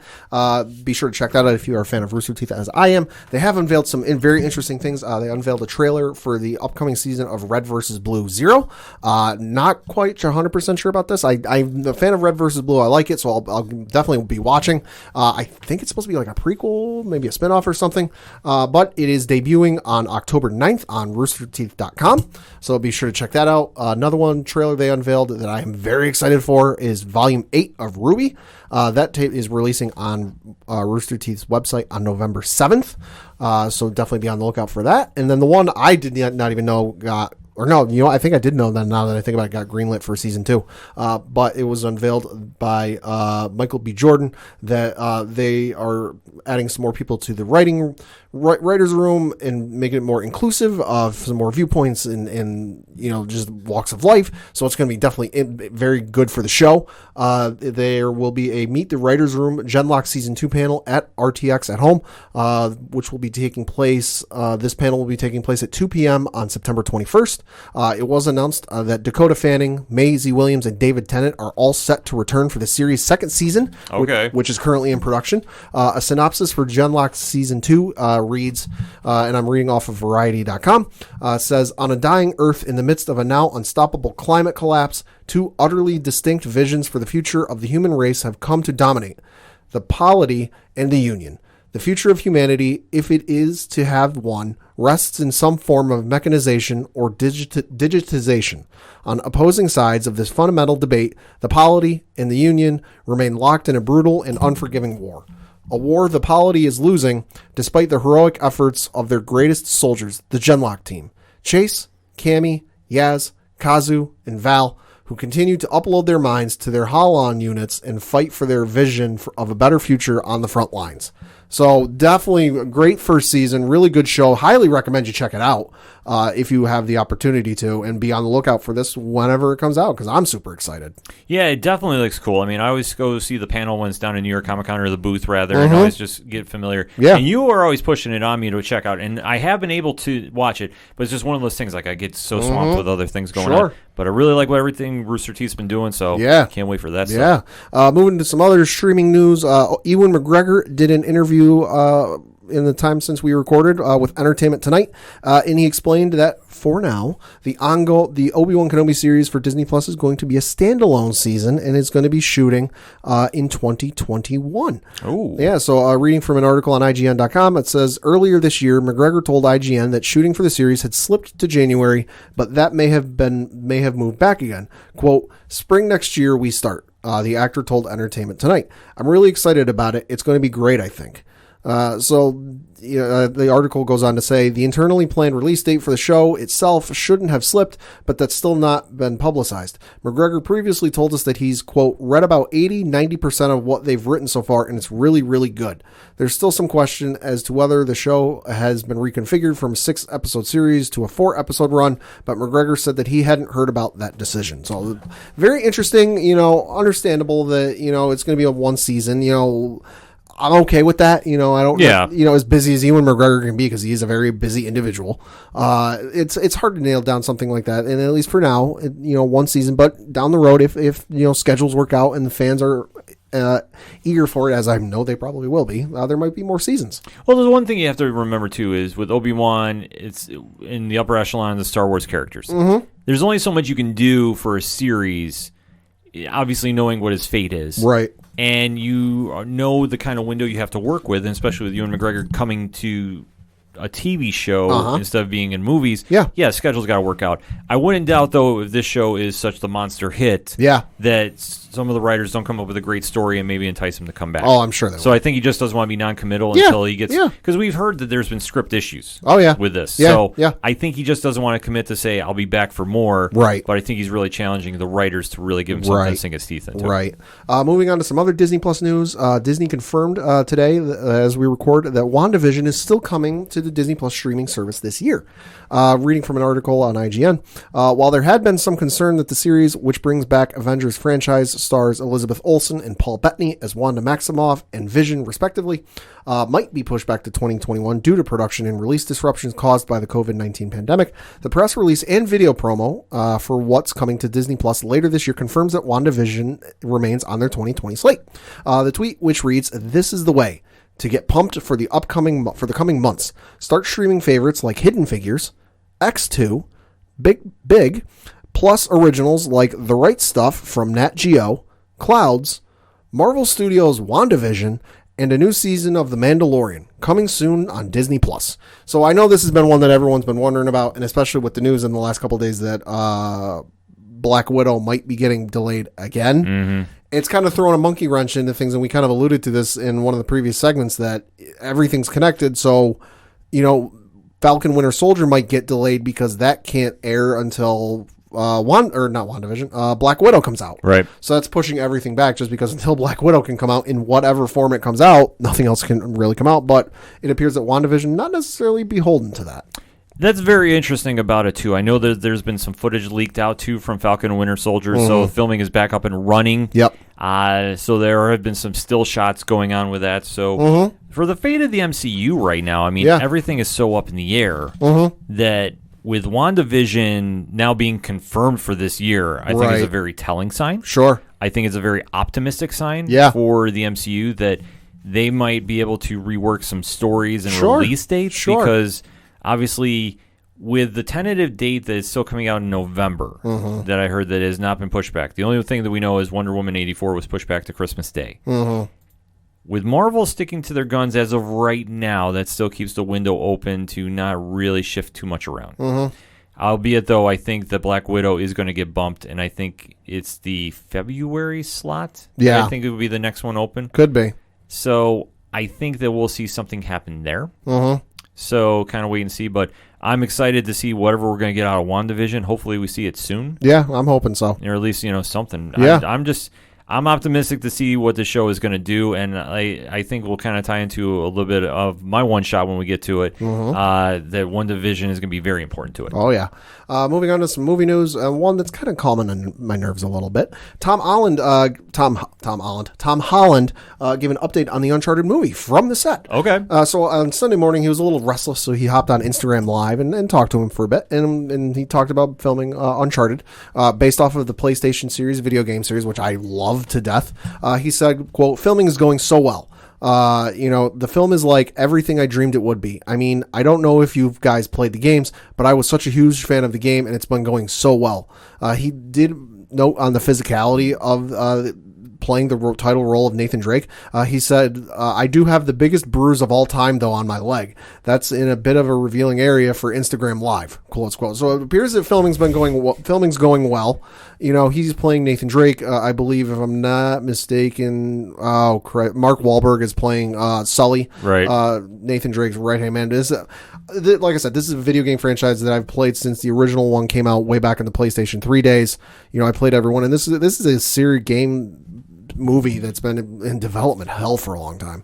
If you're not familiar, news first broke and came out that that folks were planning on making a movie back in June of 2009. Hollywood Reporter revealed that it was in the hands of Spider-Man producer Avi Arad, and it was the script was being penned by Kyle Ward, who was writing scripts for other video game adaptations, such as Kane and Lynch and Hitman 2.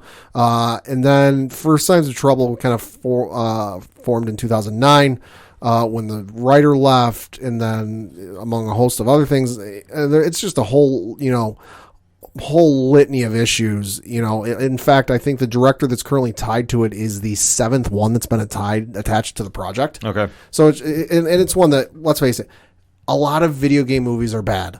Hello Mortal Kombat. Hello, Doom.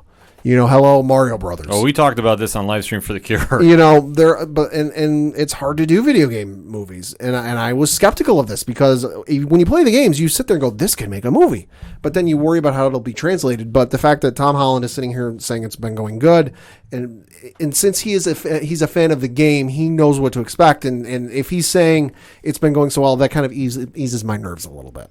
Yeah, it definitely eases a bit. I will say, though, probably an ill-timed comment about posting certain pics around Instagram Live.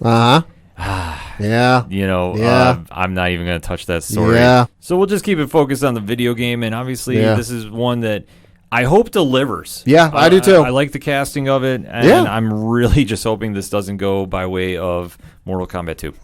Enough said. Yeah. Moving on to some other video game news. It was announced that Borderlands 3 is going to be getting a free next-gen upgrade if you have the game. And then there will be new DLC. There's going to be new DLC. So it was announced during Gearbox Software and 2K's PAX Online showcase.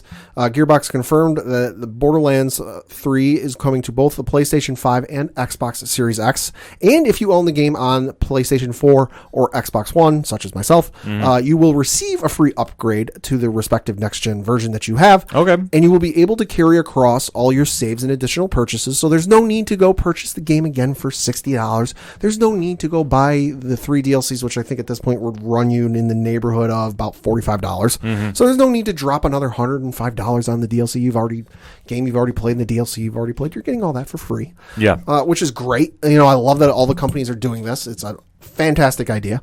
And then they also said that the next gen versions, if you care about this, will run at 60 frames per second at 4K resolution on both systems in single player. And they said that here it is. It will also feature 2 very heavily requested features. I know people have been asking for this. Will be available to PlayStation 4 and Xbox One players via a free patch. 4-player split screen if you are that bold. Wow. And then you will also have the option to do a vertical split screen in 2-player co-op. So a little bit of old school, which is awesome. They also confirmed additional DLC coming later this year. While the next paid DLC won't be similar to the campaign DLCs that have been part of the season pass, it will include both a new game mode and a new skill tree for each Vault Hunter, which also means new action skills. So a lot of new content. I know they just recently crossed the 1-year threshold of the game coming out within the last couple of days. I want to say it was over the weekend. So to see them still supporting it and still doing a lot of great stuff with the game, that's awesome. It's great to see. It's absolutely wild to see. I mean, I'm kind of a little surprised it's still going, but hey, yeah. I mean, the fan base is there and everybody's digging it, so Yeah. can't go wrong with that. Yeah, Ken, did you know that a couple of days ago, back on September 9th, we crossed an anniversary?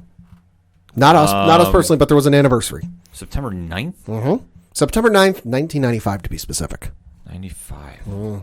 Okay, I'm drawing blank. That was the date that Kids WB programming block first began on TV. Get television. out! Yeah. Holy shit. Yeah. So, Okay. Yeah, so for about a decade, briefly on when it became the CW, Kids WB was a staple in childhoods, mine included. I remember there was many a day that, you know, getting home from school, flipping over to what they had going on in the afternoon, and especially on Saturday mornings. You know, get up in the morning, go flip on Kids WB, because that was where all the good shows were. Absolutely. You know, they had a bunch of Animaniacs, you know, which Hulu was bringing back, you know, this November, I want to say. You know, great staple. Also with Pinky and the Brain. Freakazoid.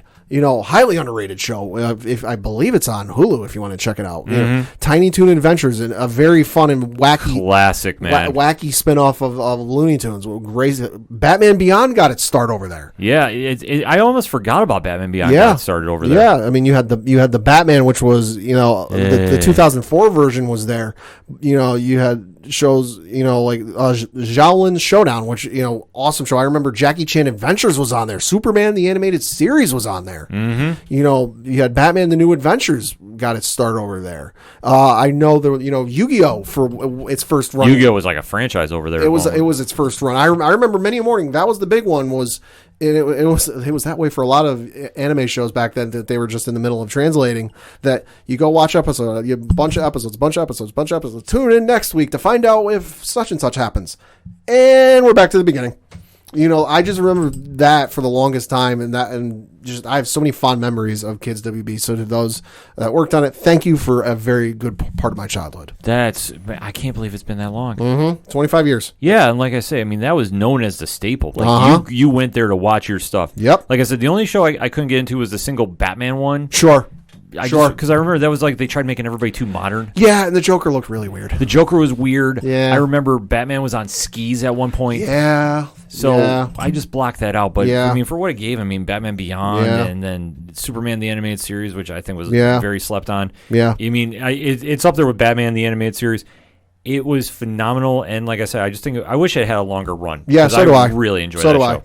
And then finally, some video game news and confirming some rumors news. It was announced last week that Ubisoft is the return of its long dormant series with the Prince of Persia: Sands of Time remake. This is set for release in January of 2021, and it is going to run you $39.99 and will be available on PS4, Xbox One, the Epic Games Store, and the Ubisoft Store on Windows and Uplay. It said, the article on IGN says there will not be a PS5 and Xbox Series X and Series S version of the remake, but it will be playable on next-gen consoles via backward compatibility. So it's a first ever full-scale remake, bringing back the classic adventure from 2003. It was developed by Ubisoft Pune and Ubisoft Mumbai, and they promise, quote, a fresh approach to combat, puzzle solving, and rewinding time, with new camera angles, fully remade sequences, and it's an article on IGN says 9th century Persia will be reimagined by the two studios, but players can expect a return to the story they know, including returning voice actor Yuri Lowenthal, side note, voices Spider-Man in the PS4 video game, as the prince, and actress Supinder Raich taking on the role as Princess Farah. And Ubisoft confirmed that the remake is made using the Anvil engine behind the Assassin's Creed franchise. And Ubisoft Pune's game director told IGN about the challenges of discussing Prince as a playable character. So, he said, quote, if you've ever played Assassin's Creed and Prince of Persia, you can see that Bayek and the Prince have different morphology. Bayek is very strong and heavy during the combat, so we had to adjust the engine to embody the Prince, who is light and has very high velocity. One of the main challenges we had to do in the engine is that we had to work on the rewind feature, because Sands of Time is all based around time control, with the freeze, slow-mo, and rewinding. And technically, this was a huge challenge that our team here at Ubisoft Pune managed perfectly to implement a new approach to really have a smooth experience and seamless experience between the gameplay and the cinematic as well, so it's a continuous flow of the story, close quote. I'm definitely happy to see the Assassin's Creed, the Prince of Persia franchise come back. I know that was one that had a great run during the PS2 days. They had a great one that, god damn it, should have gotten a sequel on PS3. That was the remake with Nolan North. It was like a comic book look to it, that cliffhanger of all cliffhangers that never got a sequel that, god damn it should have. But I'm happy to see this. It's going to be great to play again. Yeah, that definitely looks super cool to play. Like, just from what you've been talking about, like, there's so much of a renaissance about games that, didn't have their proper finish, and now they're coming back, and just everything they're adding to it. Yeah. Man, it's going to be an exciting time to play some games. Yeah, it is. So, for my one-shots, you know what? This show has been so stacked, I can't even give The Boys a proper review because my two other one-shots are going to be very big, so I'm just going to do this spoiler-free. Okay. For this past week's episode, quote, nothing like it in the world. That was episode 4 of the current season. I'll give you this spoiler thing. Okay. Homelander is still the worst person alive. You find out that Stormfront has a very, very disturbing history. Okay. That is coming to light. And you get some character moments for Huey and Starlight that you've been waiting to see for a while. Okay. Next week's episode, coming out this Friday, I should say next week's, but it feels like next week, is going to get very interesting. Okay. Because they gave the cliffhanger of what Butcher did this episode, and he is not winning a lot of people over for what he's been doing. Uh-oh. But he's got some ramifications coming for his actions on this past week's show. Ah. Maybe I'll deep dive into it on a blog this week. I don't know. But I will say this. The Boys, as I said, has been phenomenal this season. Anthony Starr, who plays Homelander, should be getting some awards because he is playing the ultimate D-bag. Mm-hmm. And he does it with so much grace. Yeah. It's not even funny. Like, just to see that this is what Superman would be like if Superman just had no morals. Right. And to see all the dirty scumbag stuff he does. And he just uses that. Mm-hmm. It's pretty phenomenal. So I gotta give credit for that. So, like I say, The Boys on Amazon. I don't care if it's weekly. I don't care if it's all binged at once. Nobody should be ratings or review bombing it and saying it's awful because it's not. Right. It has been phenomenal. Everybody should go check it out. And like I said, Homelander is the worst, but Stormfront is giving him a run for the money and probably will overtake him by season's end. Enough said. A lot of scumbags on The Boys, but so good to watch. So my other one shot, which honestly was going to be a segment, but we are just going to kind of deep dive into it when we're talking the MCU. Okay. There was a major casting announced. Jonathan Majors, who you know from HBO's Lovecraft Country, is now coming to the MCU. Oh. It has been heavily rumored, implicated, that he is playing one Kang the Conqueror. Now, if you are not familiar with Kang, he is a very, very interesting villain. He has ties to the Fantastic Four. He is most notably the Avengers. Right. And this is going to teeter around spoiler topics. So I'm giving you a pause right now. 3, 2, 1. He is very heavily tied to the Young Avengers, which if you've been watching the moves of the MCU, it has been slowly setting up for a Young Avengers project. Now, I don't know if it's going to be a full movie. I think they're going to lean more towards a Disney Plus show. Right. But we have seen that they have announced the casting of Kate Bishop. We have now seen that Scott Lang's daughter has been aged. Mm-hmm. We know that if WandaVision is doing what I think they're doing, that WandaVision's twins will be involved. Right. So it's only a matter of time till So Kang is the dots are getting connected. Yes, and it's all connected because it's Marvel. I love this casting. I hope he is Kang. This will be the next major villain that you'll see in the Avengers franchise. Right. I think that he will not be the major bad for the next phase per se. Sure. I kind of say that Kang will be involved like how Ultron was. Gotcha. That'll be a one and done maybe. I hope he lasts a lot longer. We know that he is going to appear in Ant-Man 3. So whenever that movie is going to drop, which I think now is going to be 2022, that's where we'll see Kang appear. Because with everything they've been doing with time travel, and like I say, he is a traveler from the 31st century that likes to go back in time, and basically he thinks that he's the conqueror of the world. It's a very confusing history. So trying to really break it down, I will say this. He's going to be a very big, important villain. I hope he's not one and done. Right. I think he might be, because what I think is the endings of Avengers Endgame is now going to be tying him into Coming to the Past. Which would make sense. It makes a lot of sense to do it that way. Yeah. So where he is connected, and we haven't seen him before because I believe it was connected that his character was under the 20th Century Fox deal. Right. So thus they couldn't use him, even though he is more associated with the Avengers than the Fantastic Four. I know he debuted in Fantastic Four. Right. The rights are weird. The rights are completely weird about this. But all I know is I love the casting. Jonathan Majors is going to absolutely knock it out of the park. He's going to be a rock star in this. And I could see this villain getting some longer time with him as long as Marvel has the direction to go in. Yeah. Because I think the ultimate end game, no pun intended, is going to be doing Secret Wars. Right. The Russo brothers said they would come back to do it. And if you made however many billions of dollars doing Endgame, let them do what they do, how are you going to say no to doing Secret Wars? You can't. And I think that we'll just hear maybe when there's a casting of Doctor Doom that they're setting up the pieces for that puzzle. Right. But I think, though, with Kang being the next Avengers villain, and mark my words, he's going to be, whatever the incarnation of the team is going to be, it's a big move. And I love the casting. I love the villain now being officially added. I hope it's not one and done, but we'll have to wait and see. So that being said, I'll give you my Marvel pick for Comic at the Shop this week before I go to my DC one. Obviously, X-Men number 12 is coming out. If you've been following that whole storyline, it's always a great one to read. And Iron Man is getting a restart. So there's a new Iron Man number 1 that is hitting the shelf. So I know Brian from Cheers to Comics is going to have a lot to say about it. So definitely head on over to his podcast and check it out. But to flip the coin, it is a very big week for DC. Yeah. Now, why is it, Pat? I believe this weekend is something bat-related? Yes.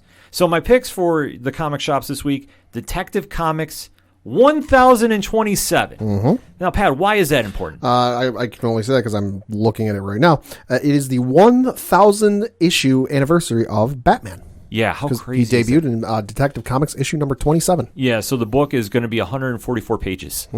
Jesus. So they're going all out with this one. Jesus. And Batman 99 is going on, so obviously the Joker War is taken over. Finally, Dick Grayson is back in the fold. If you haven't been reading Nightwing, they finally retconned what I thought was an egregious thing to do. But I understand storyline-wise, and you did get Rick Grayson. I'm just not a fan of the character. Sure. But he's now back to being Dick Grayson, all is well in the DCU.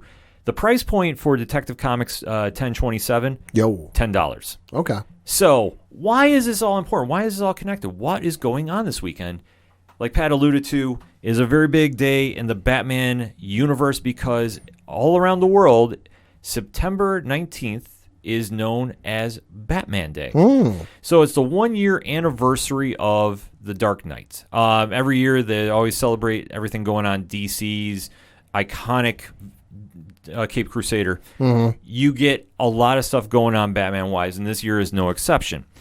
This year, if you go to DC Comics /Batman Day, they give you an itinerary of everything that's going on. You're going to see the ways choose to be a superhero or villain, so you can drive around with Batman's voice, mood, and vehicle and ways on the Riddlers. So that's something if you're into doing that. I've tried them both. Batman's a little underwhelming, to say the least, because it's Kevin Conroy's voice, and he gives you voices in his gravelly Batman voice, but he doesn't say anything quirky with it. At least with Riddler, it's the gentleman who voices him from the animated series. At least there's some little quips and one-liners at the start and end of your trip with that. So Riddler's a better choice if you're doing that. Yeah, so that's going to be something if you're into. I know they're doing a virtual run this year, so I don't really know too much about that. So if you're into that, you might want to go check it out. They have the Batman 100 project going on, a Batman Day activity kit. Mm-hmm. They also, depending on where you are in the world, if your local comic book shop is celebrating it, sometimes you got deals going on. Yeah. So they're going to be celebrating Batman all over the place. Yeah. And you have to say, after how many years now, since 1939, I believe, that the Dark Knight has lasted and become this iconic figure that they're having a shutdown day. It's absolutely, truly amazing to see. Yeah. I have to say. To say, what would be your favorite Batman moment? I think we ask this every year, but you know what? It could always change. Yeah. Favorite Batman moment for me, probably what was it? The one, the run where Bane broke his back. Nightfall. That one's up there for me. Yeah, that one's a great storyline for its time. Yeah. Like, I think it was very underrated. Like, I don't want to say underrated because I think for the simple concept it was, I think that was underrated. Where it went, I think it got really out of control because once they broke Batman, right, and they had Jean-Paul Valley, a.k.a. Azrael, take over the mantle, right, that's when things got weird. I think the storyline was completely crazy, and I think it was absolutely brilliant, though. Yeah. It was the one way you beat Batman. You wear him down, that you just take the slim pickings. And to quote Ivan Drago, I break you. Yeah, and one of the most iconic scenes of all of comics. Uh-huh. I remember reading that. I was like, oh, my God. And just to see where it spawned after that, like I said, when they put Azrael in the mantle of the Bat, and he started crossing the line that Batman wouldn't, and Batman had to basically rehabilitate himself and take over the mantle. I know that was kind of a very interesting moment for the fan base, and I have to agree with that. Sure. But to see where he started out from being the simple detective who took his parents' death and ran with it to become a one-man army against evil, I think is a really interesting storyline. Now, obviously, it's gone in some weird places over the years. Yeah. His rogues gallery is top-notch. I think absolutely. I mean, there's very few heroes that give him a run for the money. Superman or Spider-Man and the Flash I think are the 2 and 3. Yeah. But for what you get out of Batman, and for me, the storylines, I've always said, Nightfall is always one. Year one is another. Yes. The Dark Knight Returns has always been a crazy one for me, but it's up there for the time period.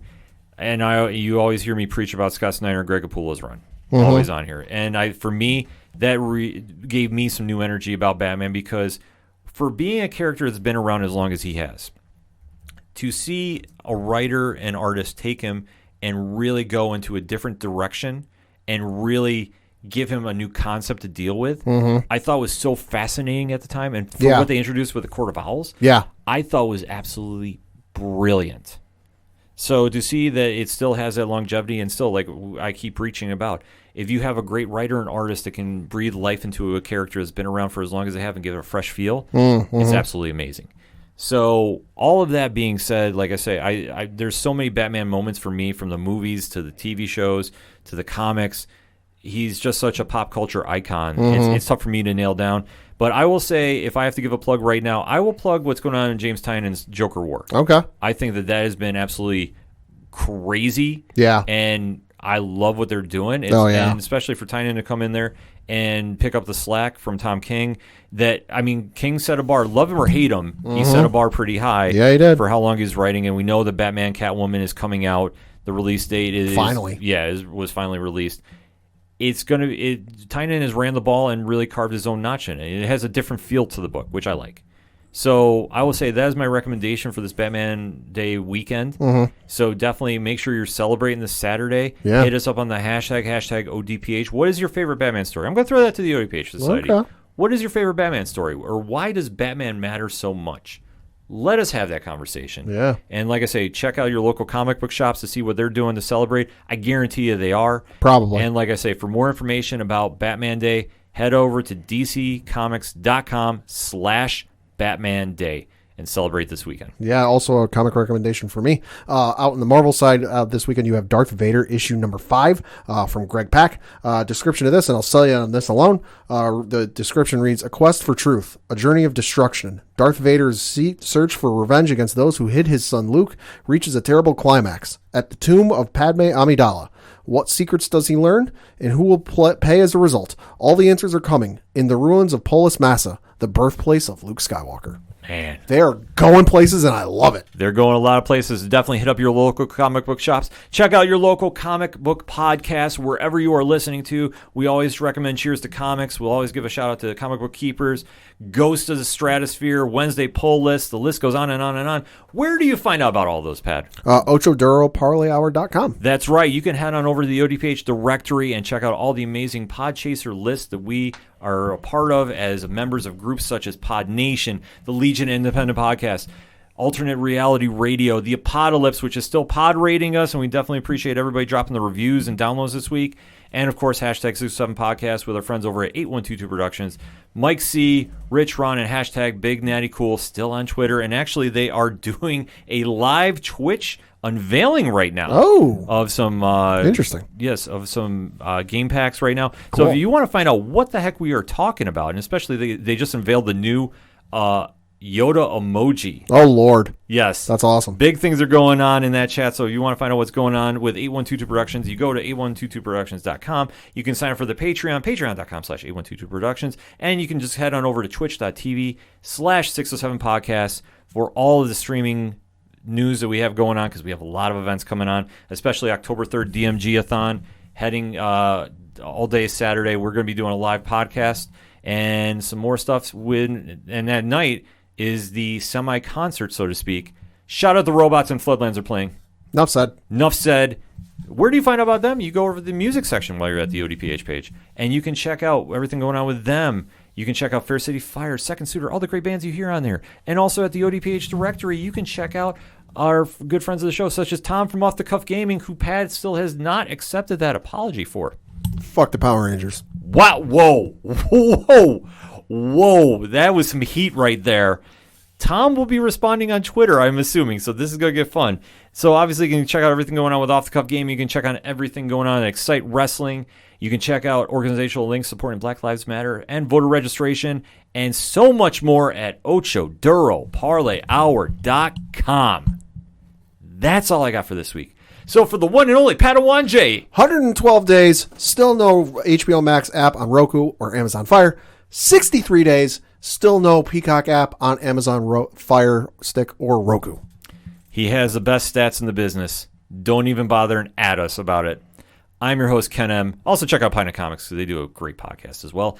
Thank you, as always, for listening to the ODPH podcast, better known as the Ocho Duro Parlay Hour. See you next time.